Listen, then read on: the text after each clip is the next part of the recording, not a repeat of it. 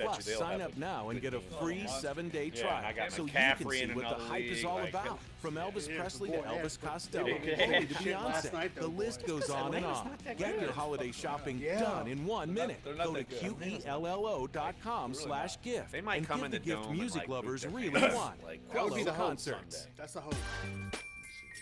It's Macy's one-day sale. Shop incredible deals of the Wednesday, like select Charter Club cashmere sweaters for her, $39.99. Take 50% off styles you'll love. Dazzling diamond bangles or earrings, only $99. Save 50 to 60% on designer coats, suits, dress shirts, and more for him. And take 30% plus an extra 20% off great kitchen electrics. Macy's one-day sale. The perfect gift brings people together. Savings off regular and prices. Exclusions apply. When was the last time you walked out of a mattress store feeling confident about your purchase? Tickets, These places exist for one reason, for a highly trained, commission-driven salesperson to dupe you into spending way too much money on a mattress. Hi, my name is Neil, and I'm one of the co-founders of Casper. Casper was created with a single goal in mind: deliver a great night's sleep at an incredible value. We sell the Casper mattress online, skipping the markups of mattress stores. Your boy. We'll let you try it out in your own home. Why don't you like for him? 100 nights, risk-free. In less than 3 years. Yeah, look at your face. Internet's favorite mattress. Overhyped. He's only the best pick ever. With an average of 4.8 stars. Try us out today. Best pick See ever. for yourself why an independent research study showed Casper mattress owners don't look at it in football terms. Simply go to Casper.com and use code. So if 2006 they would have drafted AJ Hawk, you think there would have been all kinds of yay Saints? No. $50 towards your mattress purchase. Casper.com. Thanks for checking us out. I'm going to be adamant until the day I die about that. Are you taking Viagra? my book research, I you remember talking to Mike Stanfield. The active ingredient in Viagra. At length. I know that the tickets were already sold. They already sold. I knew that. I know that. Marley Drug is a North Carolina pharmacy. Then once they started winning, generic sildenafil to your door. Well, Reggie For more helped. information on sildenafil, go to marleygenerics.com or call us at 800-853-6375. That's 800-853-6375. If you've fallen behind on your taxes, you know that the IRS is already... He did do that. 2 minutes. DeMarcus Cousins in the NFL. Cousins makes the All-Star game every year. Reggie didn't. Watch out. Also accurate. That's an insult to Boogie. Well, I mentioned that in the column. One call to Optima starts the process to stop the demand letters and stop aggressive collection actions. Here we go. All right, good debate. See, that's why we're talking. Let's talk about it. You put your tax problems behind you. The IRS writes off millions every year, and Optima knows all the ins and outs of the IRS's tax assistance programs that save you thousands. So what are you waiting for? Call Optima now for a free consultation. Call 800-798-2477. That's 800-798-2477. 800-798-2477. Optima Tax Relief. Some restrictions apply. For complete details, please visit OptimaTaxRelief.com. Facebook is going to try and cut down on the like begging. Social network says posts they consider to be engagement bait will now be pushed down in the news feed. Facebook says their users don't like spammy posts and has recalibrated putting down engagement bait. Posts that ask for likes, shares, and comments. Posts that show a missing child report or ask for charitable donations will not be affected. They're changing their algorithm. Changing their algorithm to not encourage engagement bait clickbait posts. Movies, apps, BuzzFeed, ebooks, and TV shows. All right, 30 seconds. Tonight at midnight Eastern Time. The Wonder Woman movie, video game NBA 2K18. All right, so we can do a keyword or whatever if you want, or yeah, that's what we're gonna do. We're not changing it. All right, go. DC Capital's social media survey says almost 80% of U.S. 13 to 18-year-olds have a Snapchat account, more than any other type of social media. Of that age group, 70% have an Instagram account, and just 60% say they're on Facebook. Tech Report, Larry Olson, NBC News Radio.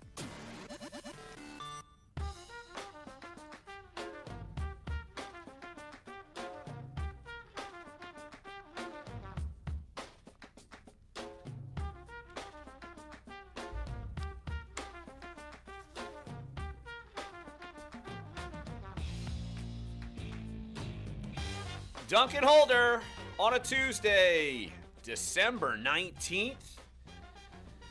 Jeff's Elf on the Shelf is about to fly back off to Santa Land in a few days. Have you been good, or boy, it's your Clancy's dinners. Santa's going to take all those away from you. I'm always good, man. What are you talking about? Always a good boy.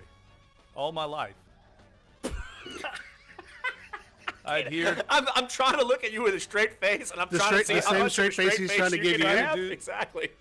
I try to live by the golden rule: do unto others as they would do unto you. Or the golden rule that I'm gold and the rest of you drool, something like that. What is that? Where'd that come from? It was trying to rhyme with rule in a bed. I thought that was some movie reference that I don't know. No, it wasn't like some Saved by the Bell line. No, it was not. No. Or 90210.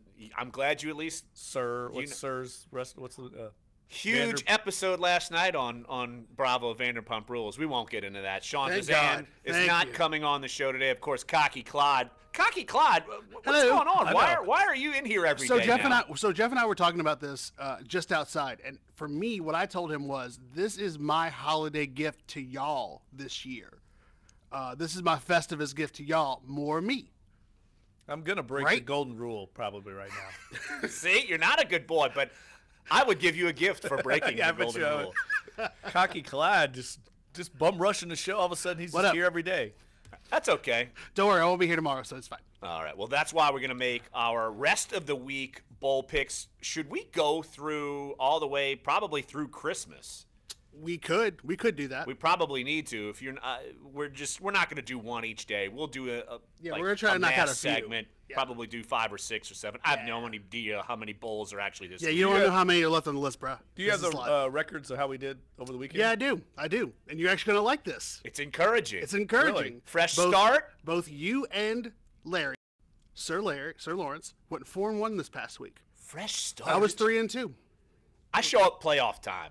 Yeah, you show up when it counts the most. That's what it is. Dominate. Exactly. As my kids now mock Uncle Jeff, they run around and scream dominate all over the house. And we are dominating Clyde, aren't we? Oh, boy. Yeah, through one day. Literally one Saturday. I'll take As opposed to like wrecking y'all for about 12, 13 Saturdays. I'll take playoff time. Let's look down at Clyde below us in the standings. Good luck when I'm taller than both of you. It'll be the only week. It'll be the only day, I'm sure. Literally, yes. I know. But look, we got a great show. All kinds of things we're going to talk about. We're basically going through the entire local sports landscape.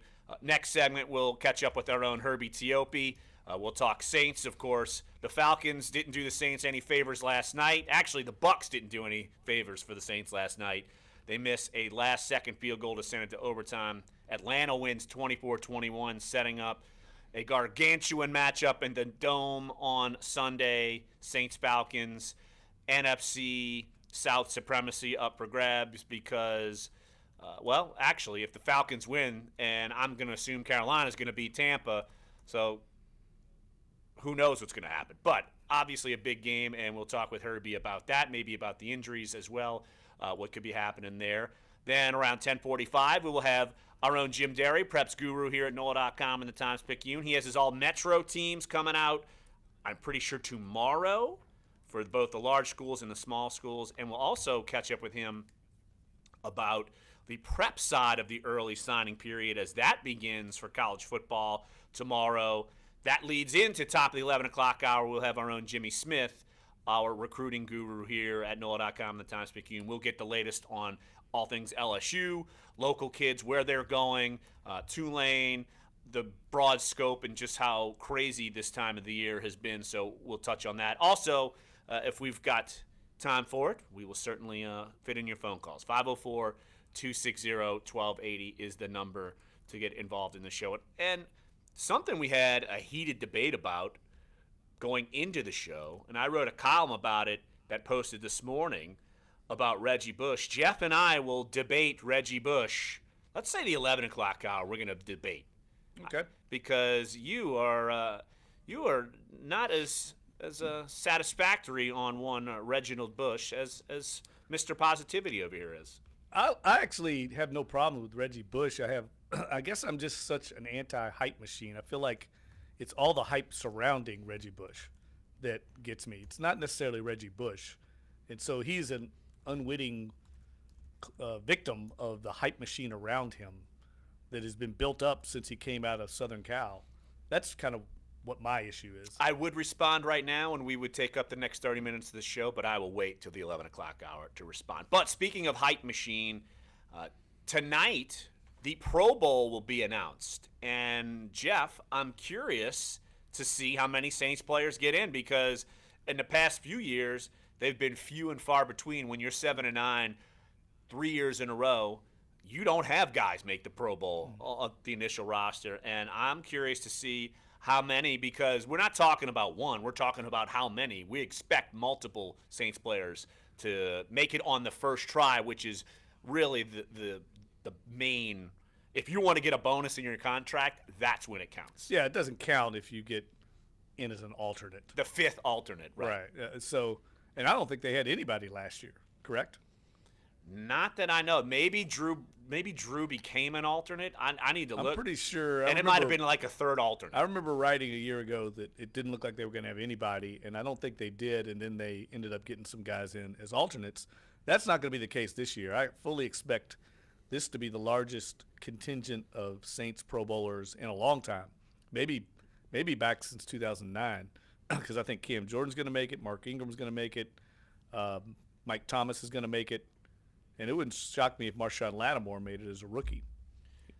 Well, I think Drew Brees would make it because he's high in the fan voting, and he hasn't had. You still look at his numbers, and would you consider him a top 3 quarterback in the NFC right now? I would say yes. Yes, and I think even some other offensive linemen, Max Unger's got a shot. This could be a banner year for him as far as individual honors. And a lot of these players get nice bonuses right around the holidays for making the Pro Bowl, so it'd be nice to see them get rewarded. Drew Brees made it as a second alternate last year, and so he's the only Saint. Matt Ryan, of course, played in the Super Bowl. Aaron Rodgers bailed out, so it was Dak Prescott, Kirk Cousins, and Drew Brees. And why don't we take a break here, because Hacksaw Herbie Tiopi is already texting me, informing me of what I was just researching, and so we basically got the info at the same time. So we'll talk with Herbie. Let's see who he thinks is going to make the Pro Bowl. And do you think Alvin Kamara is going to make the Pro Bowl right off the bat? I'm curious to see what the rest of the league reacts to Alvin Kamara. Did he receive more votes than Mark Ingram in the fan voting? Or I'm pretty sure Ingram beat him by a little, but still, around the league, speaking of the hype machine, people have seen Alvin Kamara and how explosive he is. I'm curious to see if both backs make it right off the bat, because there will be 3 NFC running backs on the original slate. Boom and Zoom to the Pro Bowl? Uh-oh. Oh, Boom and Zoom Pro Bowl? I like invited Clyde on the show. He just kind of invites himself now. He does. He just kind of shows up. He's like the thing that wouldn't leave. Also accurate. I'm like the funk that you can't get out of. The problem is, do you know how desperately we need him in so many aspects of the show? That's true. Unfortunately, he knows how to set up Mevo. I do. Exactly. We don't. And make sure the sounds right. And gets rid of the spam bots in the YouTube chat room. There were so many yesterday. Exactly. So, Cocky Clyde's here, Jeff's here, I'm here. We're all here at Sports1280, NOLA.com, and at times, NOLA.com and the iHeartRadio app. Of course, Tom speaking, I stumbled. Whatever. Crazy start. We know the routine. And Dunc and Holder.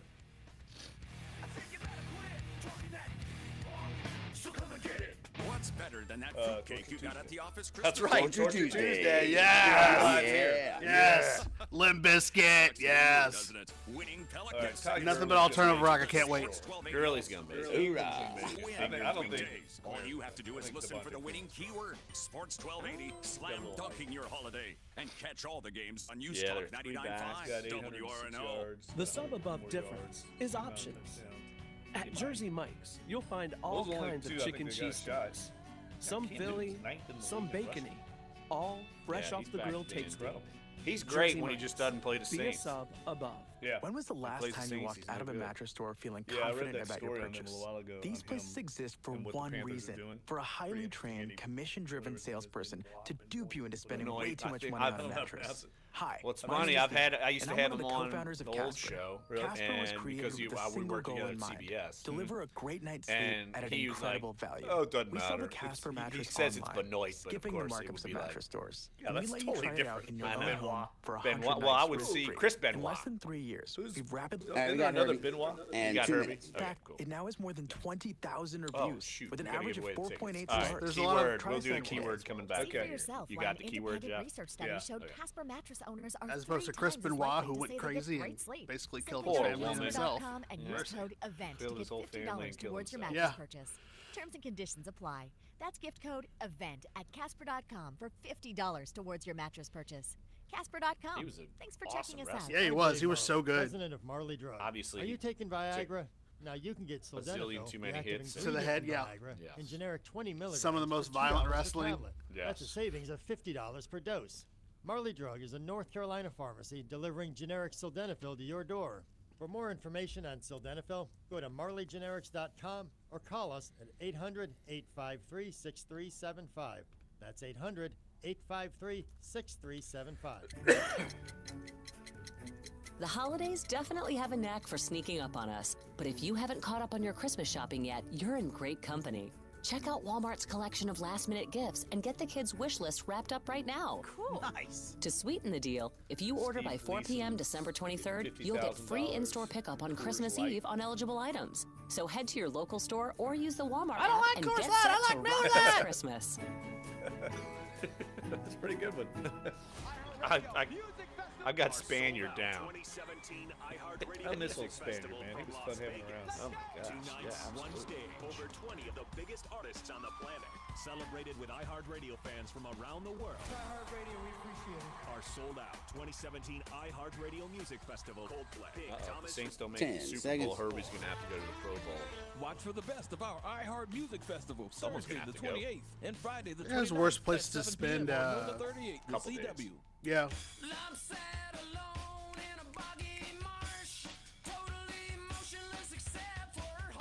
This is Dunc and Holder on Sports 1280, New Orleans. Just a heads up, today we're giving away Pelicans tickets, as we've been doing all December. We're going to be giving away Pelicans tickets to the home game against the Mavericks, December 29th. And, of course, you know the drill by now, how we do it. We give you a keyword. We'll say it a couple times. And then when we ask for it in the 11 o'clock hour, you give us a call, 504-260-1280, and you get the keyword. You win the tickets. Jeff, what's the keyword today? The keyword is dominate. Dominate is the keyword. So, if you remember, dominate. 504-260-1280. In the 11 o'clock hour, when we ask for the keyword, you will win Pelicans Mavs tickets on December 29th. And joining us right here on the show, our own Hacksaw Herbie Teope, of course, covers the Saints for NOLA.com and the Times-Picayune. And Herbie, whenever I decide it's appropriate time for me to shave my head, I'm assuming you have clippers, and you will be the guy that will clean up any nicks and cuts and bad spots. You do that for me, right, buddy? Absolutely, I would do that for you, Larry. See, I always have my clippers handy. Even when I get my hair cut, I always go back behind the barbers and clean it up. So you're in good hands. Nice, exactly. So, well, Herbie, obviously you heard the beginning of the show, we're talking Pro Bowl because you helped me figure out that Drew Brees was a second alternate in the Pro Bowl last year. Who are the players that you think are shoo-ins for the Pro Bowl for the Saints, and who do you think may not necessarily be shoo-ins but still have a legitimate shot in trying to crack that roster, the original roster? You see, that's a very interesting and actually a tough question to ask there. I mean, obviously, we know Drew Brees is going to get in there. But when you look at the rest of the roster on offense, I think Max Unger, the center, certainly deserves to be in there. Michael Thomas certainly deserves to be in there. The two running backs. Now, I found it interesting last night when John Gruden said on air that he thought that the Atlanta Falcons, when they're healthy, have the best duo in the National Football League. And I'm like, here's the problem with New Orleans. It's a small media market because how in the world can you ignore what Mark Ingram and Alvin Kamara have done this season? Those two certainly deserve a Pro Bowl consideration. Switching over to defense, Cam Jordan, one of the most underrated defensive players in the United States of America, needs to make the Pro Bowl. Marshawn Lattimore deserves to be in the Pro Bowl. And to your last question there, who may not make it but is certainly worthy of consideration, punter Thomas Morstead. The problem with there is he's always going up against Rams punter Jonathan Hecker, who's just a flat-out stud. But I think Morstead certainly warrants consideration. Yeah, I agree. I think Morstead's always kind of been that other punter in the league, and he never can get over the hump, but just unfortunately because of going at the same. He's made it once, but there's only one punter that makes it. At the same time as Johnny Hecker, who's, legendary punter. But I agree with you, Herbie. I'll be shocked if Cameron Jordan does not make it. I mean, he's I think has to be considered for Defensive Player of the Year. I mean, when you look at his numbers, the triple-double, the famous triple-double he's put up, no one else in the league is putting up those kind of numbers at the defensive end position. But you're right, he's kind of a quiet force right now, but maybe there's enough steam going in his direction that can get him on the team. I'm curious, though, when you watched that game last night, Herbie, I watched it. I'm sure Larry and Clyde watched it. I was less than impressed with Atlanta. They let Tampa hang around. It looked like they could move the ball on them at will, but they weren't finishing drives. Matt Ryan was off a little bit. They dropped some balls. They just didn't look sharp, but I think they'll play a lot better against the Saints just because it's a bigger game. And do you chalk it up to them just kind of human nature playing down to their competition, or do you think they're just not quite that good? I think it was a little bit of both, Jeff. Here's what really surprised me.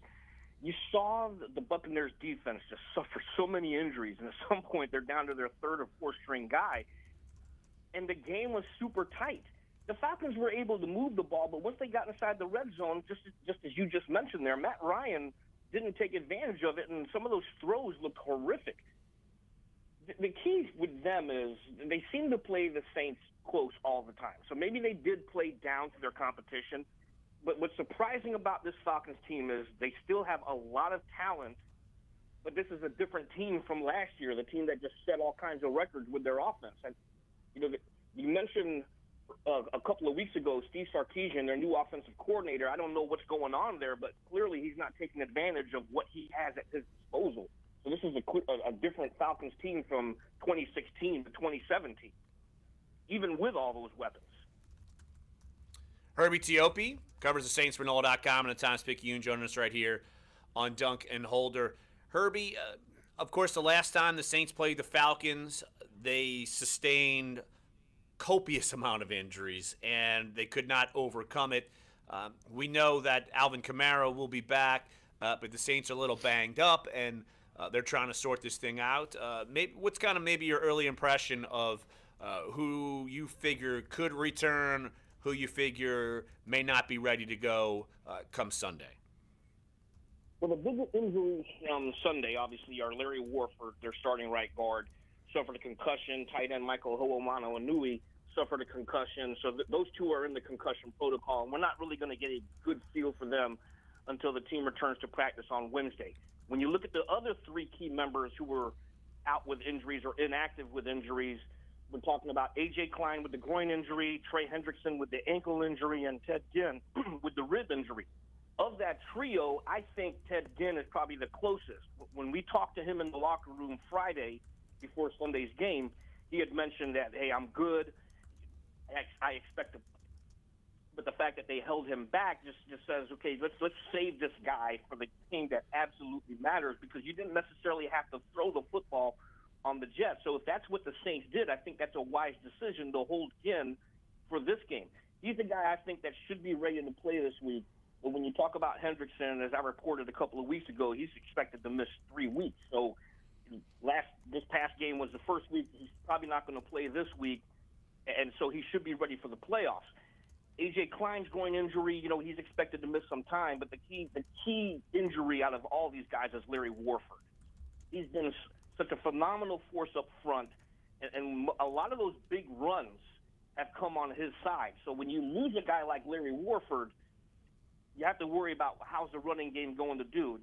You had Josh Larebius in there, and obviously if Andrus Peat is healthy, 100% healthy to play, now you can slide Senio Kelemete over to the right side, but Warford is a guy that really makes the run game click. Herbie, I want to get your thoughts on this. I tweeted something out yesterday during the game that I think surprised a lot of people. The Saints, for all the complaints, all the concerns about the offense, they're number one in the entire NFL in total offense going into Week 16. Now, I realize they haven't put up quite as many points as they have in past years. They've struggled on third down. But do you think people have just gotten a little spoiled with the brilliance of Breeze and this high-powered offense, and maybe are struggling to adjust to this different style of offense that's more ground-based, more ball control-oriented, and less flashy with the Reggie Bushes, Brandon Cookses of the world, and more kind of complementary offense than the Saints have seen in the past, because I've never heard as many complaints for a number 1 ranked offense in my life. I tend to agree with you, Jeff. You know where I came from. So when I look at this offense, I think it is a well-oiled machine. A lot of folks in New Orleans and even longtime Saints fans have been spoiled by the aerial show. And of course, when you're throwing a lot, the biggest complaint in recent years is, why aren't we running the football? Well, the Saints are now running the football, so that means when you have a complementary offense, you don't need to throw it all the time. The Saints' passing game is just fine. You've got one of the top quarterbacks in the National Football League with Drew Brees, and then when you have a guy like that and he has a wide receiver like Michael Thomas, there shouldn't be that much worry with the passing game because they're going to make the plays that they need to make. The bottom line here is they have extreme balance on offense. You've got 3 players right now, the only trio in the National Football League who have more than 1,000 yards from scrimmage with Kamara, with Ingram, and Mike Thomas. And that's a phenomenal accomplishment there when you have 3 offensive players that can do that. Saints fans who are used to watching video game-like production from the passing game need to step back and just appreciate what you have right now because they don't need to do that all the time anymore. Now you've got a complementary run game to go with a still very potent offense. And by the way, the Saints are 3rd in the NFL in points scored this year, 28.6 points per game. And as far as, even though their third down efficiency is down, they're still 5th in the NFL in first downs per game. So it's not like they're not moving the football. And Herbie, I'm with you because I wrote a column a few weeks ago that Saints fans kind of need to readjust their eyes when they're looking at this offense because you look at, even when Ted Ginn is in there, the receiving core isn't as potent. You don't have a big-time pass-catching tight end. Now, I do think they address those next offseason, Herbie, though. Do you think they address some of those areas, say wide receiver, tight end, going into 2018? Well, I think tight end has to be at the top of the shopping list. Coby Fleener suffered a concussion, and it's not the first one in his career, so you have to worry about where his head is right now, literally and figuratively, when it comes to the dangers of playing football, because concussions, obviously, in today's National Football League are something that has the spotlight.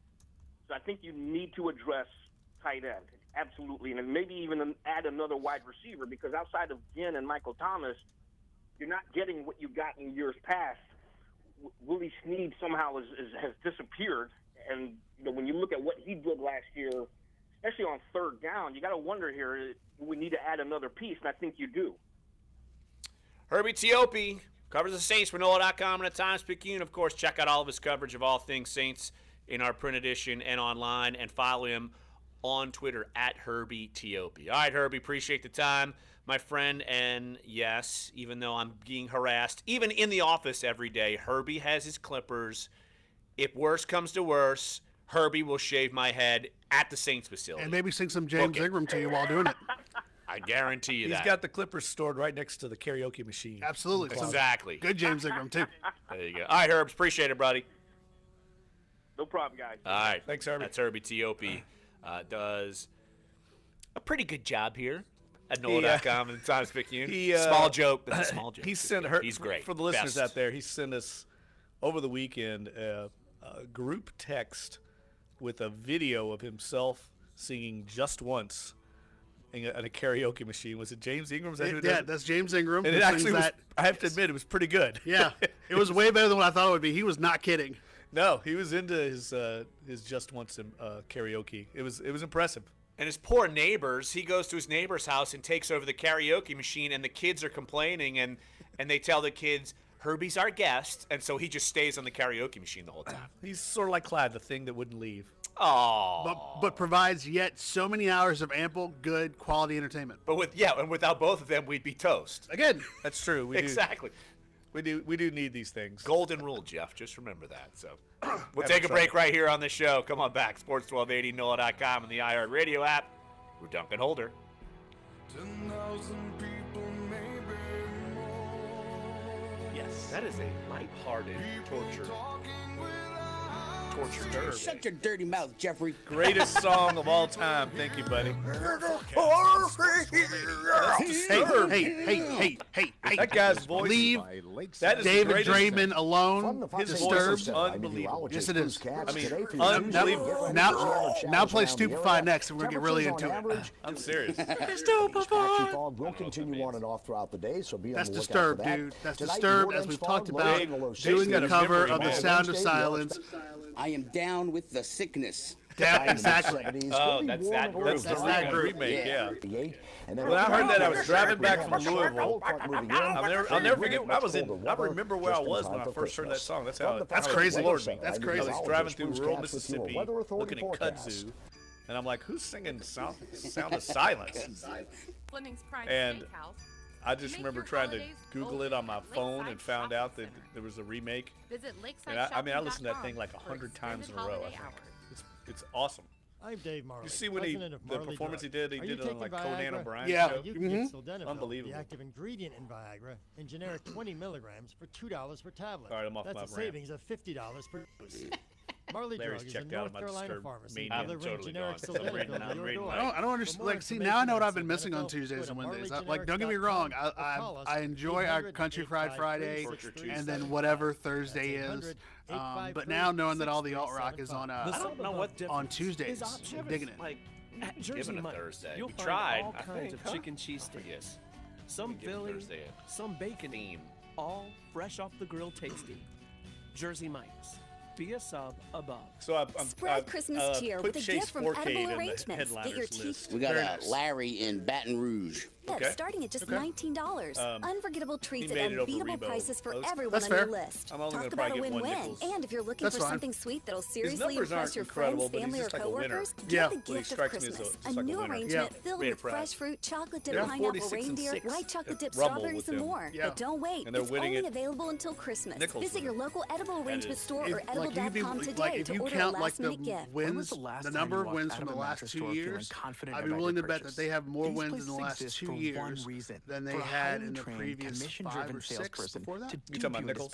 Way too much money Yeah, on they're a 8-4 last year. Hi, my name I is think about Dave, 6 and and 6 I'm one of or the 5 and co-founders 6. of Casper. Casper was am I wrong created about with that? the No, same that goal was in mind. 2 years. that was Deliver 2 years a great ago. night's Before he sleep got at an there. incredible value. Well, they almost we sell beat the Casper mattress Georgia. online. Yeah, they did. Yeah. They almost beat A&M this year. I know. And we let They you almost try it beat out in your Georgia own last home year. for That guy must be a 100 good nights coach. free. No, he's a In great less than coach. 3 years, And the fact that rapidly UL become is the going to go, internet's favorite UL mattress. went and got In fact, that. it now has more than dude from Bama. 20,000 reviews with an Good average for of them. 4.8 I'm not stars. angry. Yeah, Try us out Nichols today. should be happy. See That, for Oh, yeah. yourself why an And he's going to get a independent raise. He's going to get more study money. showed It's going to be Casper fine. mattress But owners he's are a 5 fantastic times coach. Did they as look likely at to him say at they all? get great sleep. No. Simply go to Casper.com and use That's code silly. EVENT to get No, 50% he was there. towards your mattress Yeah, purchase. he was Terms with and Hudspeth conditions apply. on Hudspeth's That's staff for code like EVENT 7 at years. Casper.com for $50 He applied for the towards Nichols your job mattress purchase. 2 cycles Casper.com. ago. I'll tell you what Thanks for I'm checking us out. struggling with on that list is women. It's Macy's One Day Sale. Just Shop aren't many incredible in our deals of the market. day. Wednesday, like select whatever Charter reason, Club because cashmere sweaters our for teams her, are dominated by, $39.99. Take 50% you know, the Saints and the off Pelicans. styles Like, you'll love. there's not a lot of. All right, 15 seconds. There's a lot of football. And Save 50 to I'm just really Yeah, struggling. and Larry in Baton Rouge. Dress Got shirts it. and more for him. And take 30% plus an extra 20% off. Great And I am down with the sickness. sale. The perfect gift brings savings off regular and sale prices. Exclusions apply.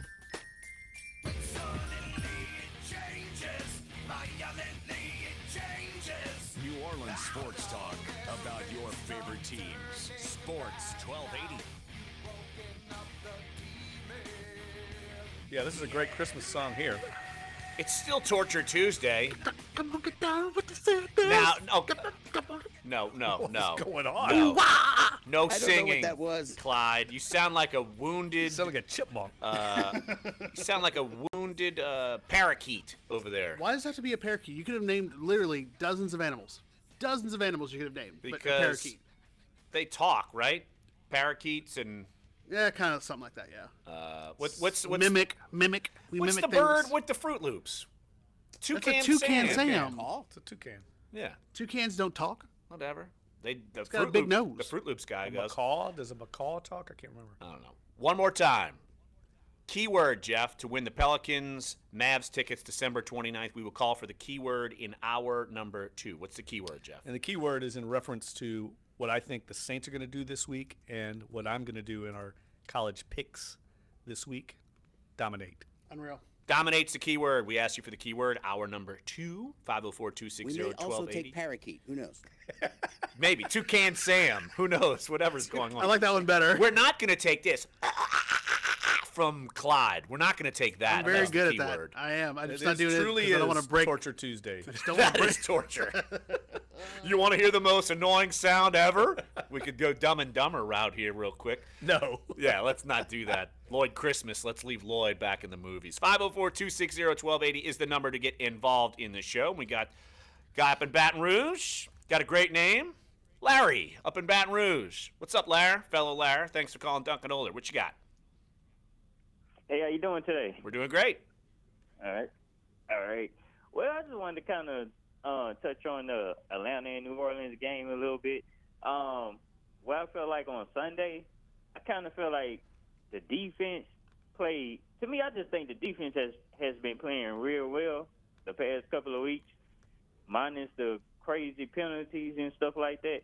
But I think the defense has been playing well enough. I just kind of think that defense just don't get enough credit. I just kind of think that people still think they could throw all over the defense. I got to give the defense a little credit. Now, this pass defense has been holding up, and I kind of feel like the only thing we really need to accumulate on the defensive side of the ball is the pass rush. However, I just feel like this offense has to get rolling. I just feel like the playbook has to be open. I kind of feel like the wide receiver screens, it's a head scratcher. If it works, it's good. If it doesn't work, then it's like, man. But I just kind of feel like on third down and just third down, like 3rd and 9, I just feel like, why are we running these wide receiver screens?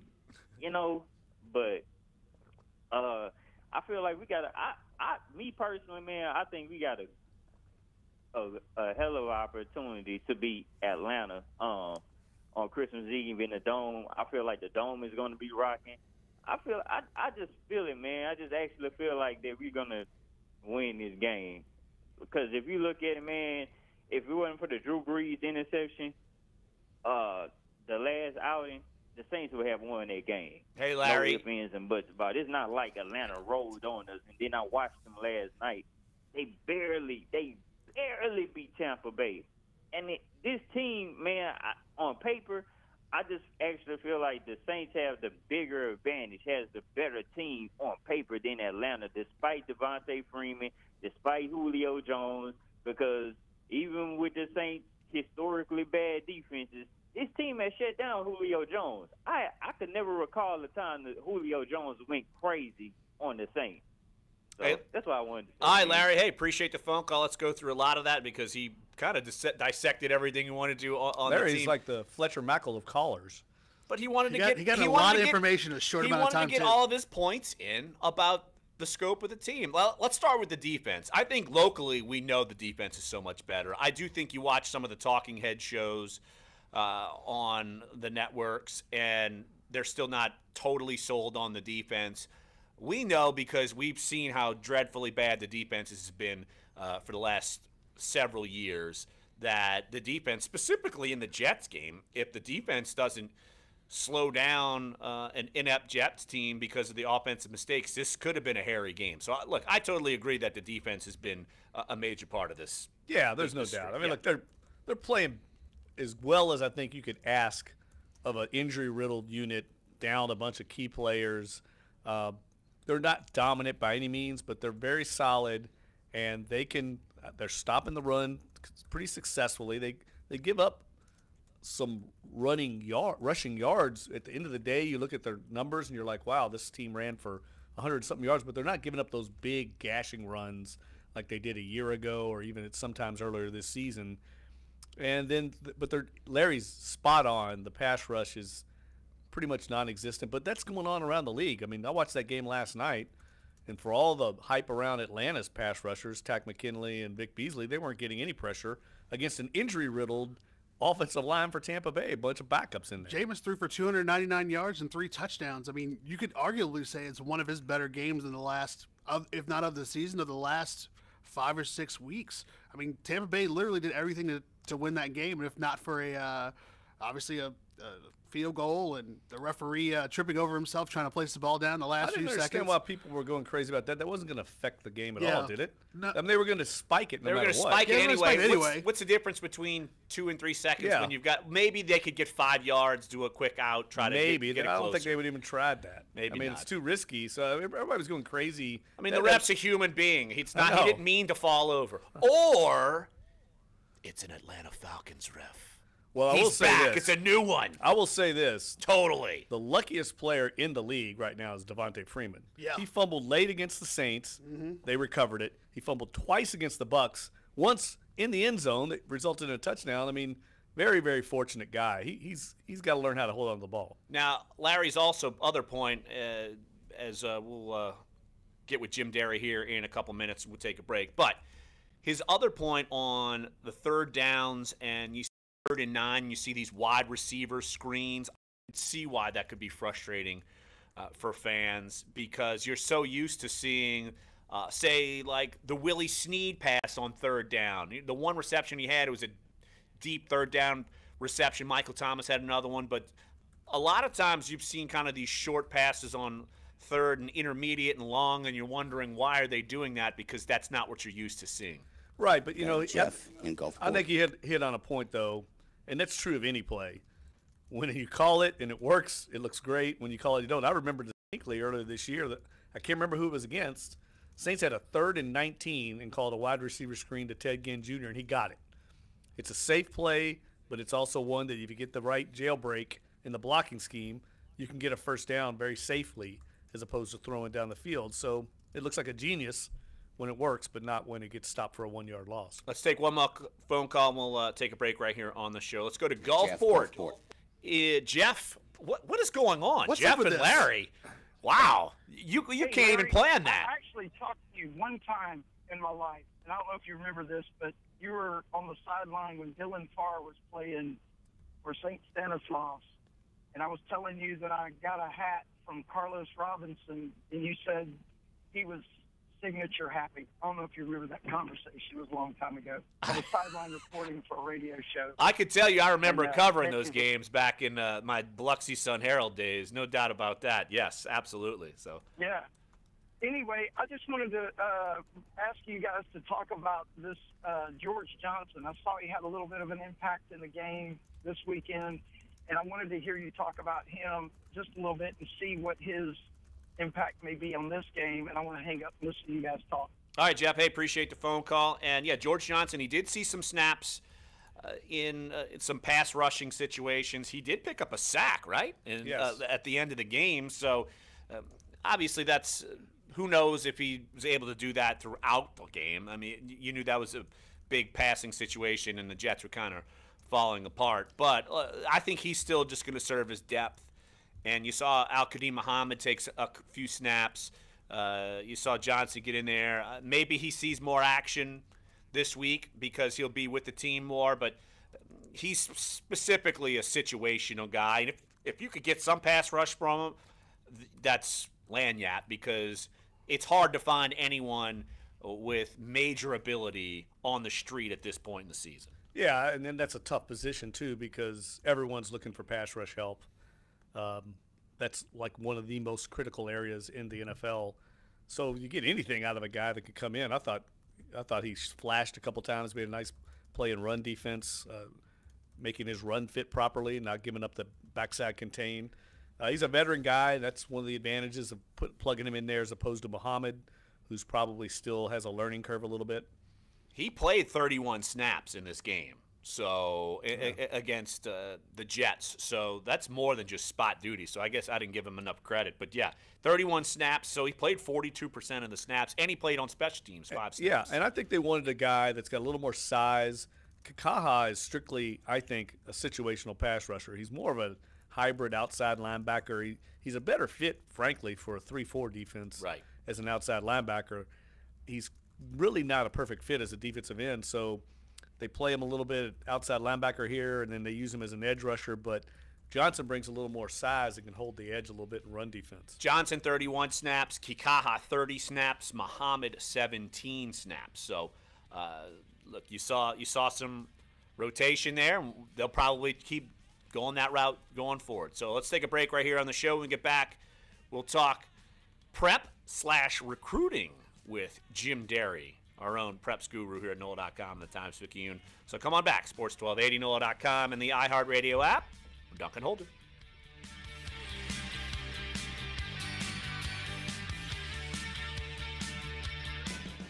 How can this be Torture Tuesday when you get the cold? Come on, man. And I would say it's because they're old people, all right? You get it? You understand? Oh, got it. I mean, although Larry is only old internally. Tackle this kid. It's a nice dynamic duo. Sorry about that. Jeff, settle down over there. In my day, the Plotters were cutting-edge music. On Sports 1280. Don't worry, Marilyn Manson's coming. Got any music lovers on your holiday list? I'm gonna say you want to play some, like if you really want to torture them, you can play some 9 Inch Nails, some Corn. Dude, play some 9 Inch Nails. I play all that. Actually, I went and dug deeper in the vault. I found an old band called The Refreshments.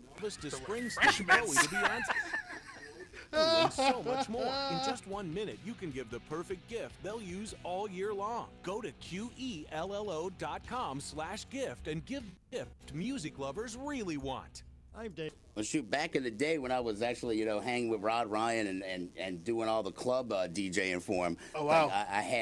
I had stacks upon stacks of old, alternative CDs and everything, man. Nice. I used to do the Mustangs White Horse Saloon Alternative Tuesdays. Oh, wow. Oh, yeah, it was good times, man. That's crazy, dude. That's awesome. Good times. We used to do this game called Bed Down a Stranger. You'd put a guy and a girl in a bed, and they'd sprinkle like $1 bills all over them, and you had like 30 or 60 seconds to grab as much money as you could. So typically all the guys did was just grab boobs, Pretty much, yeah. Because I mean, what else? Because of course, what else? Radio app and hit play for a perfect holiday season. That is not us doing that or encouraging that. No, we're just no. We're totally doing that.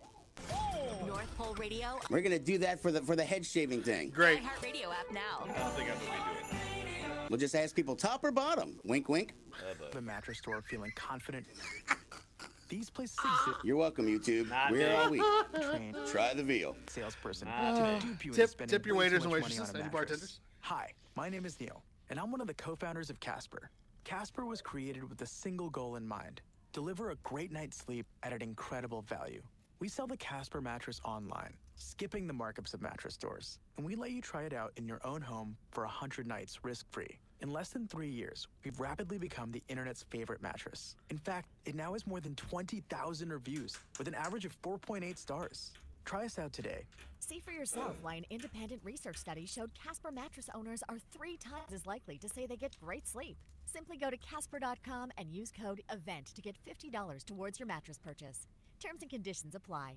That's gift code EVENT at Casper.com for $50 towards your mattress purchase. Casper.com. Thanks for checking us out. The Crohn's and Colitis Foundation of America invites you to take steps for cures at a walk near you. All right, we got Derry. 0.6 million Americans living with these diseases. Get started at cctakesteps.org.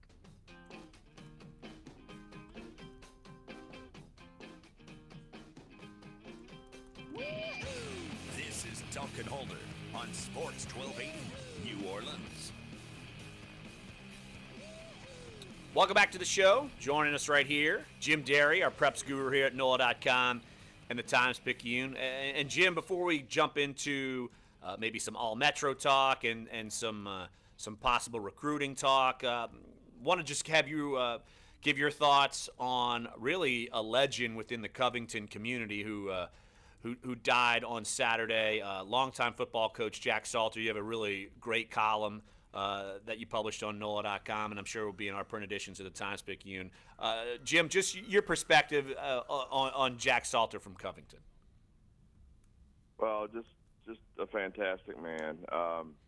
It was one of those moments you get when you're in this job and you get a text from someone to tell you it happened, and you kind of put your head down, and one of the legends has passed, and it was really kind of a weird, tough moment, and I didn't know him real well. I met him maybe a dozen times, and every time I've met him, and he's just been just what you would expect from a legend, and just so kind of a stoic guy that just stands there and on the sideline. Even in his later days when his grandson was coaching, he'd be up in the stands, and before the game he'd be on the field just kind of standing there watching. And during practice he would sit in his car and watch through the chain link fence. And he was Covington. I mean, and it's what you got through and through when you asked anyone in this community whether they had anything to do with football or not.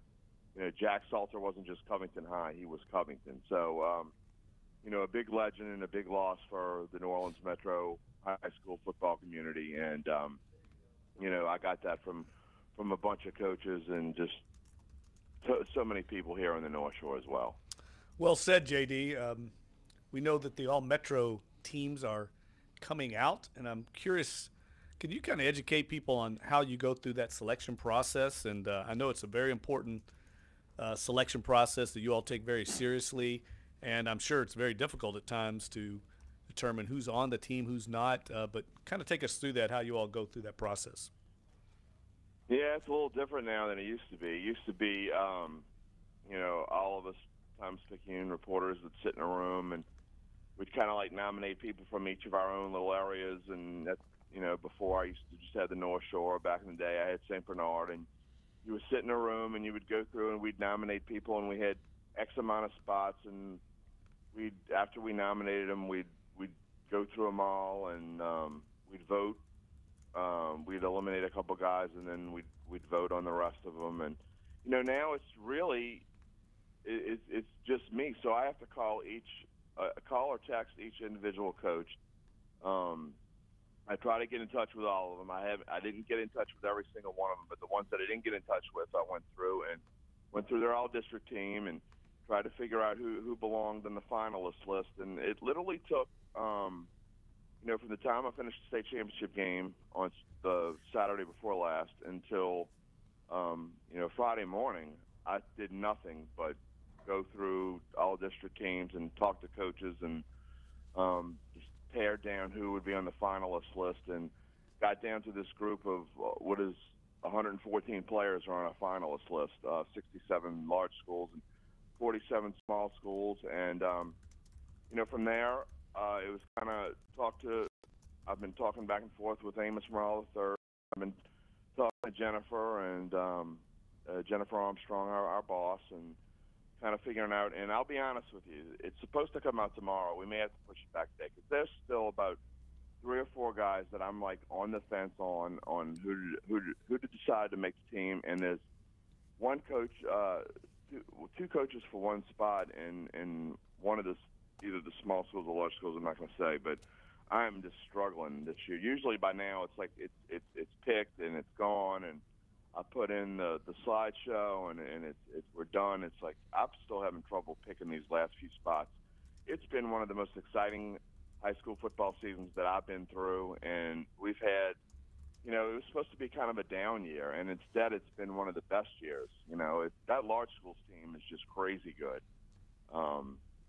And it's just been tough, and it really is a tough thing. And you know, you get some notes from parents and coaches that, you know, you left so and so off, or you do get a couple thank you so much for putting this kid on or whatever. But it's, you know, you don't want to leave anyone off, and it's really hard. And to pare it down is even harder. And you know, it's not something I take lightly at all.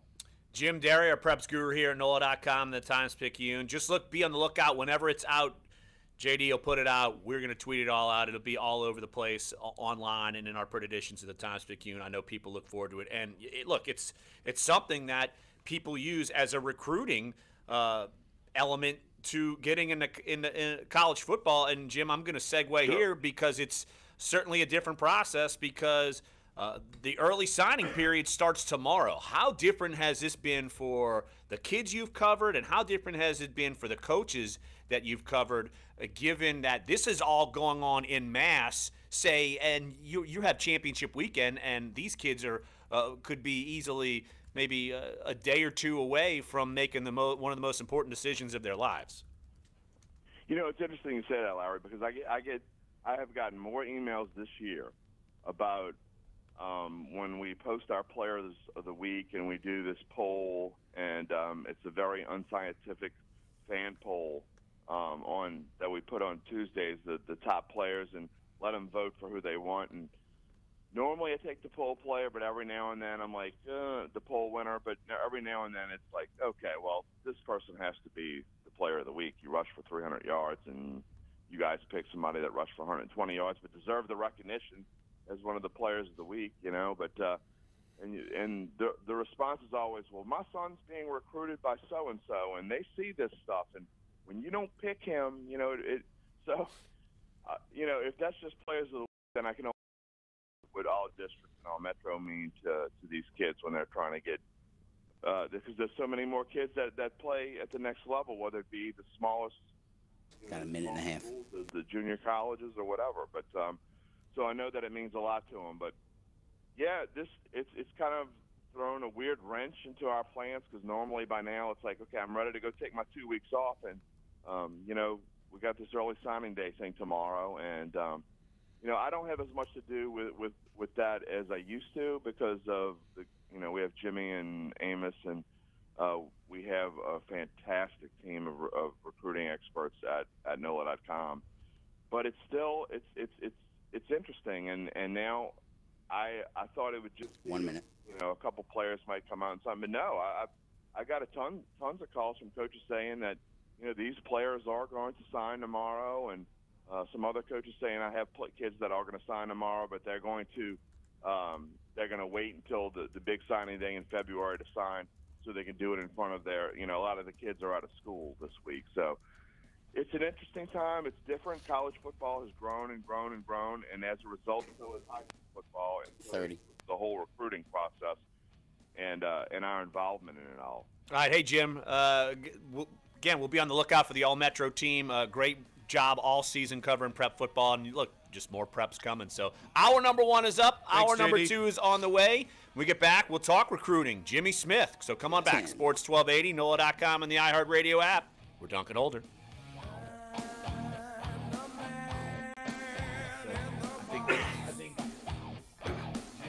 If you've fallen behind on your taxes, you know that the IRS is already usually it's like their money, and they'll get it too by garnishing your wages, or maybe even taking your home or business. They call and then the music got louder. It's like, oh crap! All right, we're done here. Watch out, because the penalties and y'all couldn't hear me telling you the time. No, we heard you.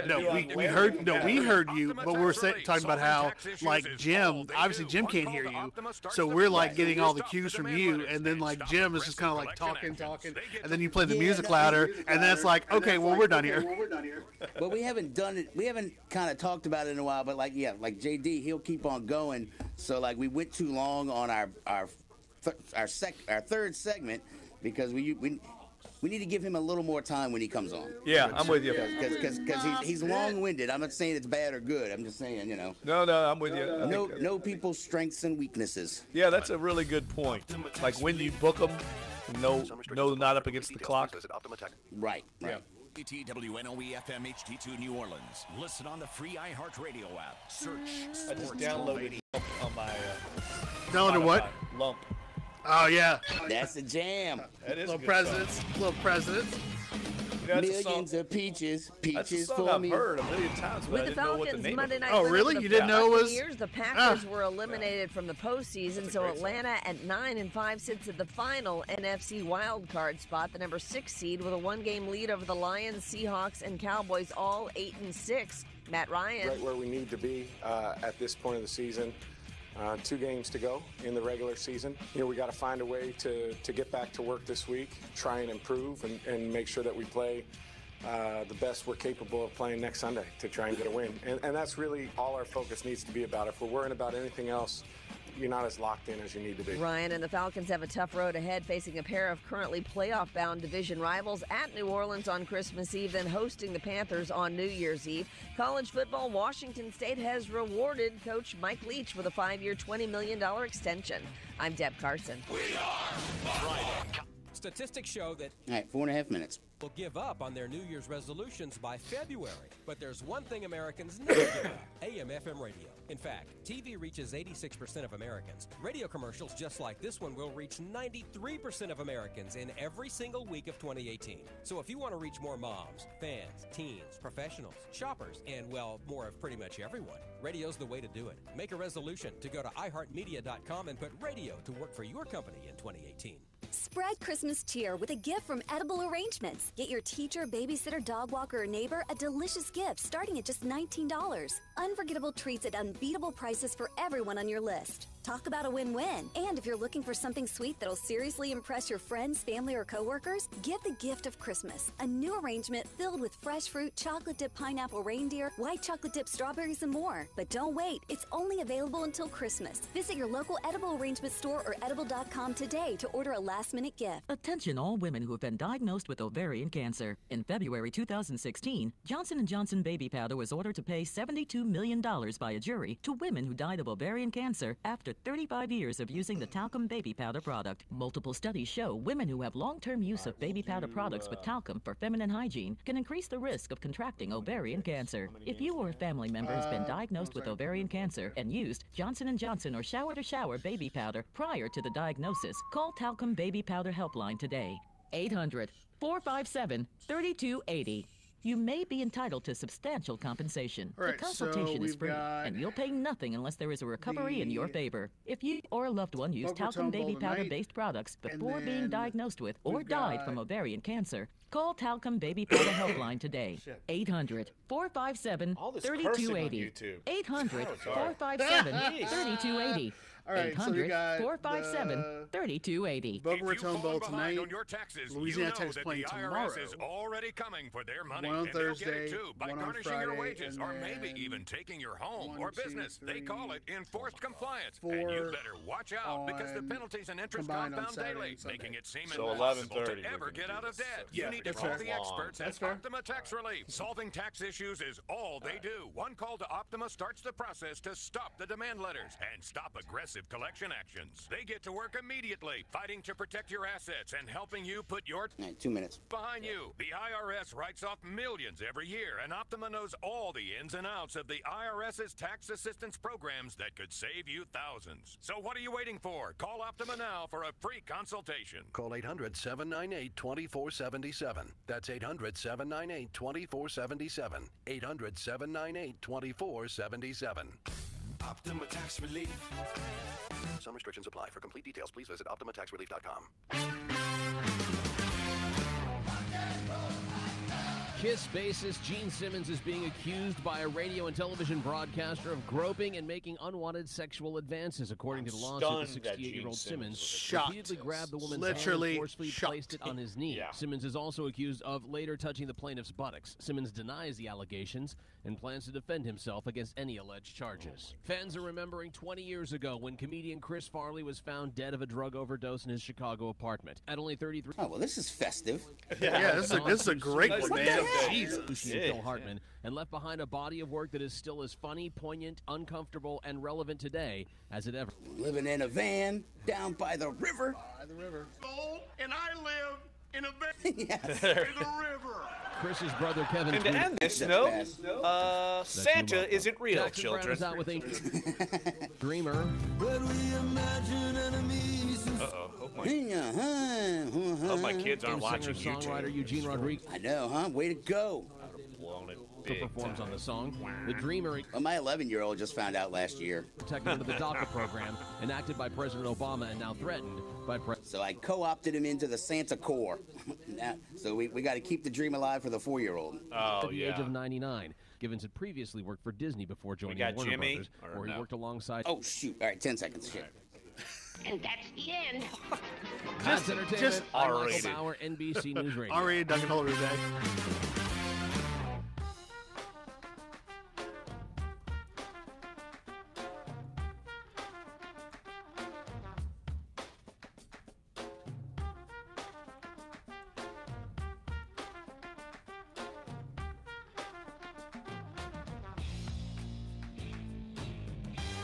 Duncan Holder, hour number 2 on a Tuesday, December 19th. live from our NOLA.com Times-Picayune studios. Larry Holder, Jeff Duncan, Clyde Verdun here with you on a Torture Tuesday. Some of the music hasn't been as torturous as I personally would appreciate. It's been a little light torture. Oh, he played that awesome cover of Sound of Silence by Disturbed. It might be my favorite song of the last 2 years. That song was not torturous. I almost wanted to like get up and do the waltz with you. It was too slow. Well, I need. Okay, we got him. I need like. Headbanging. Yes. Yeah, heavy metal. Like I'm at the dungeon. Yes. Well, credit to Dave for appeasing one half of Duncan Holder here, but I think he got right back into the flow with some of the other stuff. He'll get back in the flow in hour number 2. I know it. And we'll get back into the flow in the show here, and lots of recruiting flow going on. National Signing Early Period Day here coming up tomorrow. That will extend through Friday, and of course we've had him on all football season. What better time to have Jimmy Smith on, our recruiting guru from NOLA.com, the Times-Picayune. Jimmy, I know it's been busy days for you leading up to this and busy time for now. I've asked you about this before, but just having to go through this and having to talk through kids and dealing with their decisions so early on, what's been kind of the pluses and minuses that you've heard from maybe recruits or coaches going through this thing? Yeah, not many pluses at this point. You know, I think once some of these families are able to put the recruiting process behind them and enjoy the next month to 6 weeks, maybe that'll change a bit. But for the most part, it's just adding to the confusion, really. You know, a lot of these high school seasons are just ending. Kids haven't taken all the official visits. Some kids just are feeling pressured that they have to make a decision now, because a lot of these schools are telling the kids, if you don't sign with us on this early signing period, we're looking at you as an uncommitted prospect. Well, that creates quite the sense of unease for these kids and these parents. So I don't think many people are really prepared. I don't think the high school coaches were prepared on how to kind of accelerate this process and make it a little easier on their kids. I don't think the parents were prepared. And it's been a hectic first year. And, you know, I'm hoping after this year is done, they kind of look at it and reassess some things and maybe add or change some things down the road to make it a little easier. But you're basically just cutting 6 weeks off the decision-making process when, in all actuality, a lot of these kids wait till after their season to make their decisions, and it leaves very little time. Yeah, Jimmy, I've seen someone refer to it as show your cards day. And I kind of like that because it forces the schools that have offered scholarships to some of the prospects to actually follow through with it. They can't do that waiting game and waiting on maybe another prospect. I'm sure they're doing some of that with some of the players. But then it also kind of forces the hand of the recruits that might be holding out and might be say they're committed to a school but also might be holding out. Do you see the logic in that? Oh, absolutely. And that's a little harder to gauge, right? You know, but there's a lot of logic there. I think the process that happens here are these school slow play kids. That's the term we use, where they kind of don't really push for a commitment. They dangle a kid along just to see how the numbers shake out. Maybe they have to fit them in later in the class. They don't know. They have a plan B and a plan C that they basically just kind of tag along a little bit and kind of drag along. And so, yeah, I think it certainly helps the prospect in that regard. It does force these schools to show what offers are committable in December, and those kids that think, you know, that there's a lot of kids a couple weeks ago that had top 5 going into this early signing period that 3-4 of those schools don't even have committable offers for them. So they've really had to reshuffle the deck, and I think that's good for that prospect. You know, and then they have the choice not to sign during this early signing period and wait until February. But then again, you're kind of rolling the dice because this is a new process. Nobody knows what the end result's going to be. So still some uncertainty. I think the idea of it is good, and I hope we can find that point where it really protects the kids' interest most here and not just the schools. And I don't think we're there yet. But I think, you know, over time people will come more acclimated with how this works and handle it properly down the road. Jimmy Smith, recruiting guru here at NOLA.com, the Times-Picayune, joining us right here on Dunc and Holder. Jimmy, LSU, of course, the one big advantage for LSU is they have not had a ton of coaching upheaval, unlike a lot of schools in the SEC. Just kind of break down for us what LSU will expect come tomorrow and the next 2 or 3 days, and maybe what could still be open for them after this early signing period.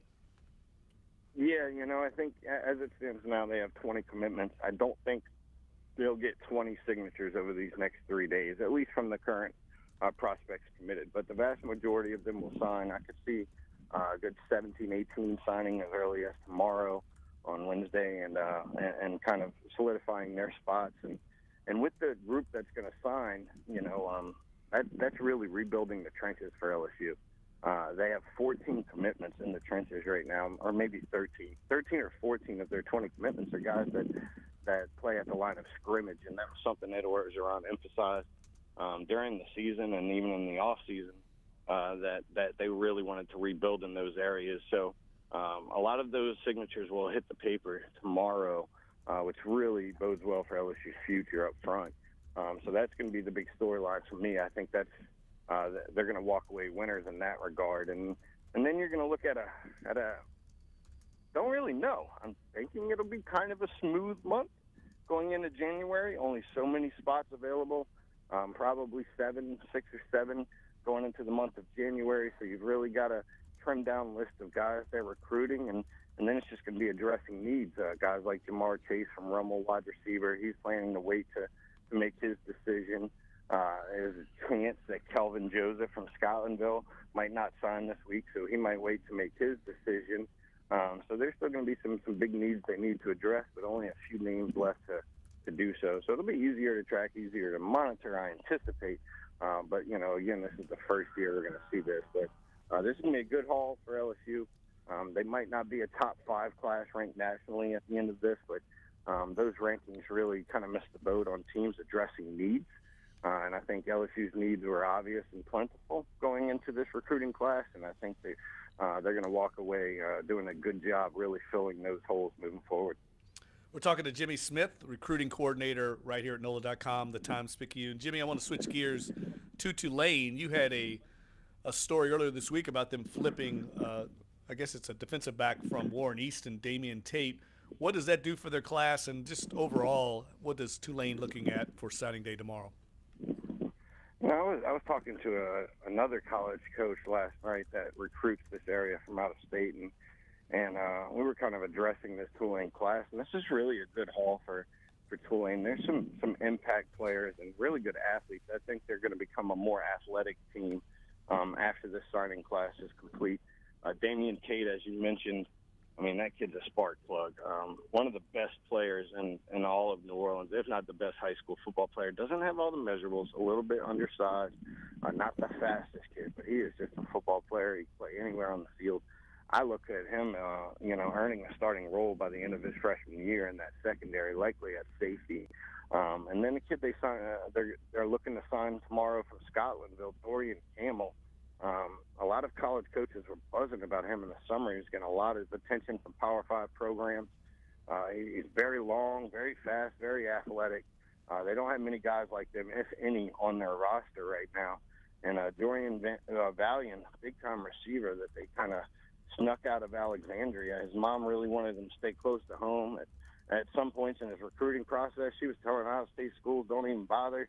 He's not leaving the state's boundaries, and so that really limited his options. And Tulane came in and built a great relationship, and they're going to sign one of the true hidden gems in the state of Louisiana this year. So I think they're going to get more athletic. They're going to have some impact freshmen that sign this week, and almost, if not all of their commitments will sign tomorrow. So it's going to be a pretty good recruiting class for Tulane. Jimmy, of the top local recruits, who are there any surprises that you're seeing? Maybe they'll flip come this early signing day, and maybe who are some of the ones, I know you mentioned Jamar Chase locally, but who are maybe some of the ones that you don't anticipate necessarily signing right away? Yeah, I think, the most intriguing prospects right now might be a Landry Walker duo of Devontae Jason and Corian Harris, former LSU commit, committed to Kansas. Devontae Jason announced that he was decommitting last week. Looked like LSU was going to make a push. LSU's tight on numbers. Don't think they had room. A lot of people are anticipating him going to Mississippi State along with Corian Harris, but I'm hearing that, Harris might not be on board with that. And so it's going to be interesting to see where those kids indeed sign. If you'd asked me 3 days ago, I'd have said Mississippi State for both. I think now they might split. Wouldn't be surprised if Harris stays with Kansas. He was one of those four-star guys that grabbed national headlines when they all committed to Kansas. And I wouldn't be surprised to see Devontae Jason at Mississippi State. I don't think Jamar Chase is going to sign. In fact, I'm pretty certain he's not. Same could go for Puka Williams down in Huntsville, who had a phenomenal year. Jeff did a great piece on him. I mean, Puka's been phenomenal this season, and his recruitment's probably going to drag out over the next month and a half as teams really gauge his academic standing, and it's going to allow him some more time to kind of open his recruitment. He's been shut down from most schools for quite some time, so yeah, he's just really starting to build some of these relationships again. So I expect those to be the two biggest names that don't sign, and I think the most intrigue lies at Landry Walker and Devontae Jason and Corian Harris. Jimmy, speaking of Puka Williams, do you think he can qualify and play next year, or is he having to look at other options? I was allowed to look at his transcripts at one stage coming into the year, and I knew he had some work to do. It was obvious. But he seems to slowly be getting on track to do so. He's shown some progress in his ACT development and being able to go in and get the score he needs on his ACT, and his GPA is steadily on the rise. I think if he finishes the year the way it started, I do think he would qualify with the right ACT score that he seems to be lining up for. So I would say it's probably 60-40 in his favor that he does qualify. Now, once he gets into school, his transcripts could be issues. There were a lot of retakes of classes and things of that issues. The NCAA can drag their feet on that process, and we've seen it with Tyler Shelvin and Trevante Valentine at LSU before. They were enrolled on the team but weren't allowed to participate in team activities because they weren't academically qualified. With Valentine, the SEC stepped in and said, no, we're not going to give him the qualifications. So I do think he'll end up in the college roster next year. Wouldn't surprise me if he was forced into what they're calling an academic redshirt year, where he may not meet all qualifications to get on the field, but he does meet qualifications to enroll in college. Jimmy Smith, a recruiting expert here at NOLA.com and the Times-Picayune. Follow him on Twitter at Jimmy Detail, and Jimmy will be working Twitter. Probably his fingers are probably going to need a rest in the next 3 days. So check out all of his coverage of all that at NOLA.com and in our print editions of the Times-Picayune. Hey, Jimmy, appreciate all the insight, and we'll catch up with you. Let's try to catch up with you next week once kind of the dust clears. Sounds good, gentlemen. Thanks for having me. You got it. Jimmy. All right, that's Jimmy Smith here, our recruiting expert here at NOLA.com and in the print editions of the Times-Picayune. Why don't we take a break right here on the show, and when we get back, let's do our college picks, because we've got bowl season coming up. We're going to go through all 72 bowls. Just kidding. We're not going through all 72 And there's bowls. not 72 bowls to choose from. Torture Tuesday is true. Yeah, and this is all Larry's fault. Wow, he turned on you. See what it feels like?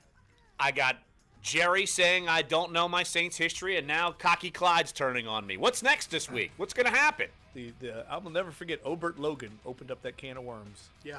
If you just would have known a little more about Obert Logan. That should have been the My bad.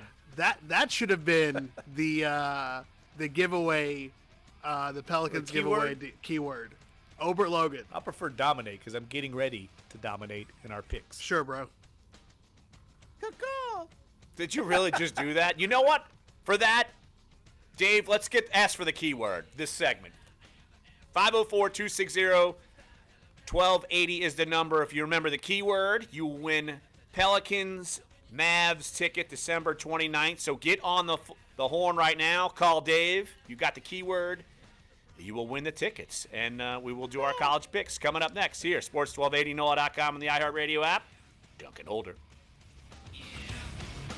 And a McCall. This is Torture Tuesday. More like headbangers. And yet this is so soothing to my heart. Doesn't torture me. Yeah. Oh, you like this? Damn right. Rob Zombie? Rob Zombie? My man. White Zombie? I don't know Rob Zombie. Get to know him, bro. Is that a person or a group? Well, White Zombie is the group. Rob Zombie is the lead singer of, and mostly musician and producer of White Zombie, and also horror film noir director. I'm looking him up.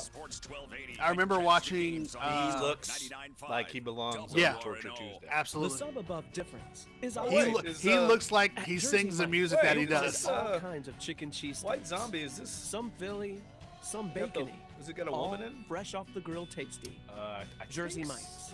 Be a sub above. I know Rob Zombie's wife is Yes. in a lot of those movies, and she can be quite Yes. The evil. one that's in the band with, that lives in New Orleans?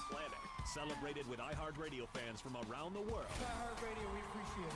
Our sold-out 2017 iHeartRadio Music Festival. Maybe I'm thinking somebody else. Thomas Rhett, The Weeknd, and more. You're thinking of Stevie Watch for the Nicks. best of our iHeart Music Fleetwood Festival Mac. Thursday the 28th and Friday the Same guy, I'm 29th thinking at of- 7 p.m. on NOLA 38, the CW.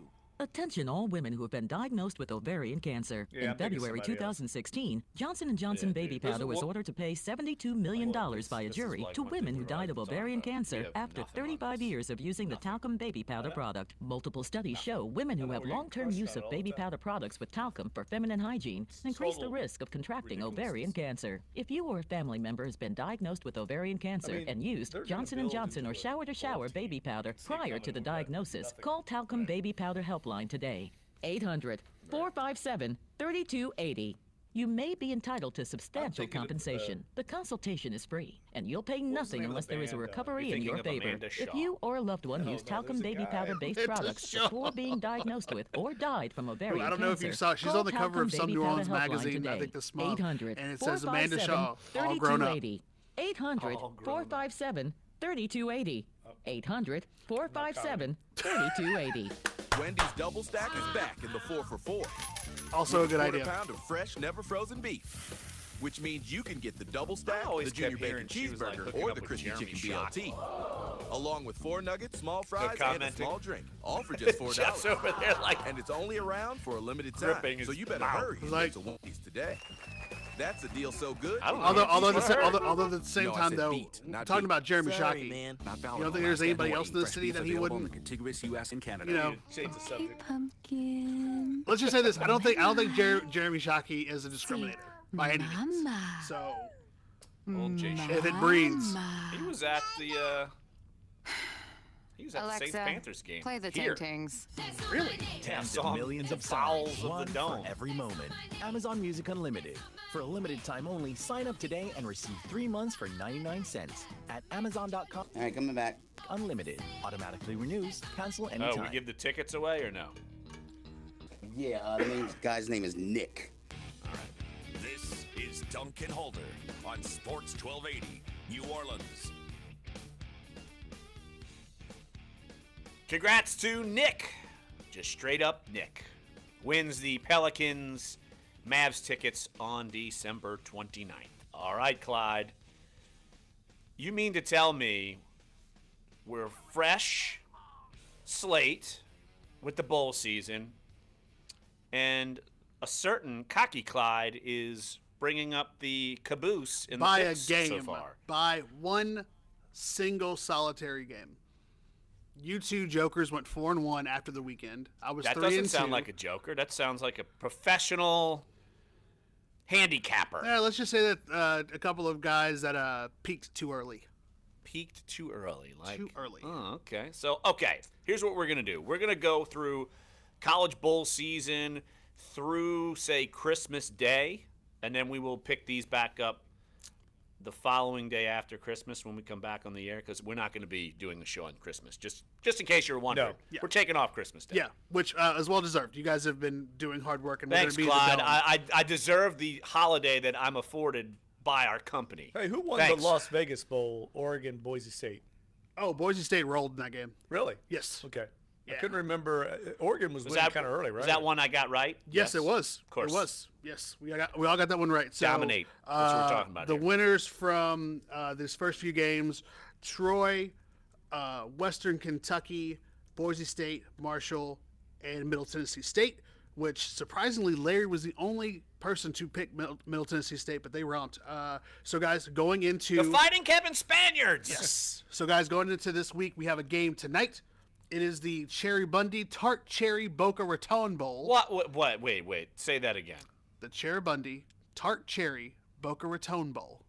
If you can guess where this is, they're playing it on Mars. Just kidding. They're playing it in Boca Raton. And literally, it is a home game, for the Fighting Lanes.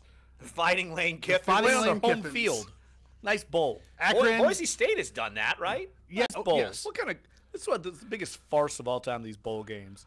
Why did Tulane just announce they're going to have a bowl game? Well, and play Ullman, just play a team. Well, only if it's ESPN. a bowl game. Well, I mean, if ESPN gets involved, then it might happen. No, call it the Gumbo Bowl. Or if Akron were playing Florida Atlantic in Week 3 of the regular season, nobody would give a crap. Yeah, speaking now of it's a Akron, bowl game. Akron but it's the most wonderful time of the year. A 6-6 Akron team, no less. And obviously, guys, I mean, we're not even gonna play around with this one. FAU is hosting an Akron team that is 6-6. Florida Atlantic under a huge renaissance from Lane Kiffin. FAU is a 11-point favorite. Lay it. 11-point favorite.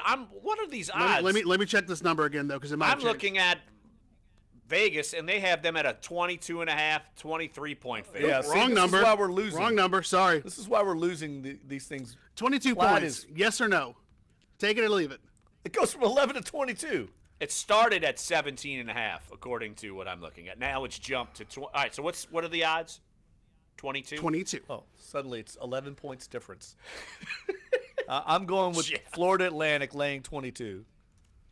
I think Florida Atlantic wins, yes. Sorry, Akron. The old Zips are not going to win this one. Not even by 3.5 touchdowns. Yeah, guys. I mean, obviously, Florida Atlantic is also looking at extending Lane Kiffin by a long term, which, I mean, obviously in this day and age doesn't mean a whole lot, just for the simple fact that he could leave to go get another bigger job, which I'd love to hear your thoughts on whether or not he deserves another big-time job. But, hey, that's neither here nor there. We've but got another 17 bowls to get through in the next so we're not going to do that. Wasted too much time on the Cherry Tart Bowl. Yes, I'm also going with Cherry Tart Bowl. Florida Atlantic. All right, guys. This one's a little bit local, thankfully. Tomorrow, it is the DXL Frisco Bowl. This one is going on in Frisco. Do you know what DXL is, guys? I thought, is that the rapper?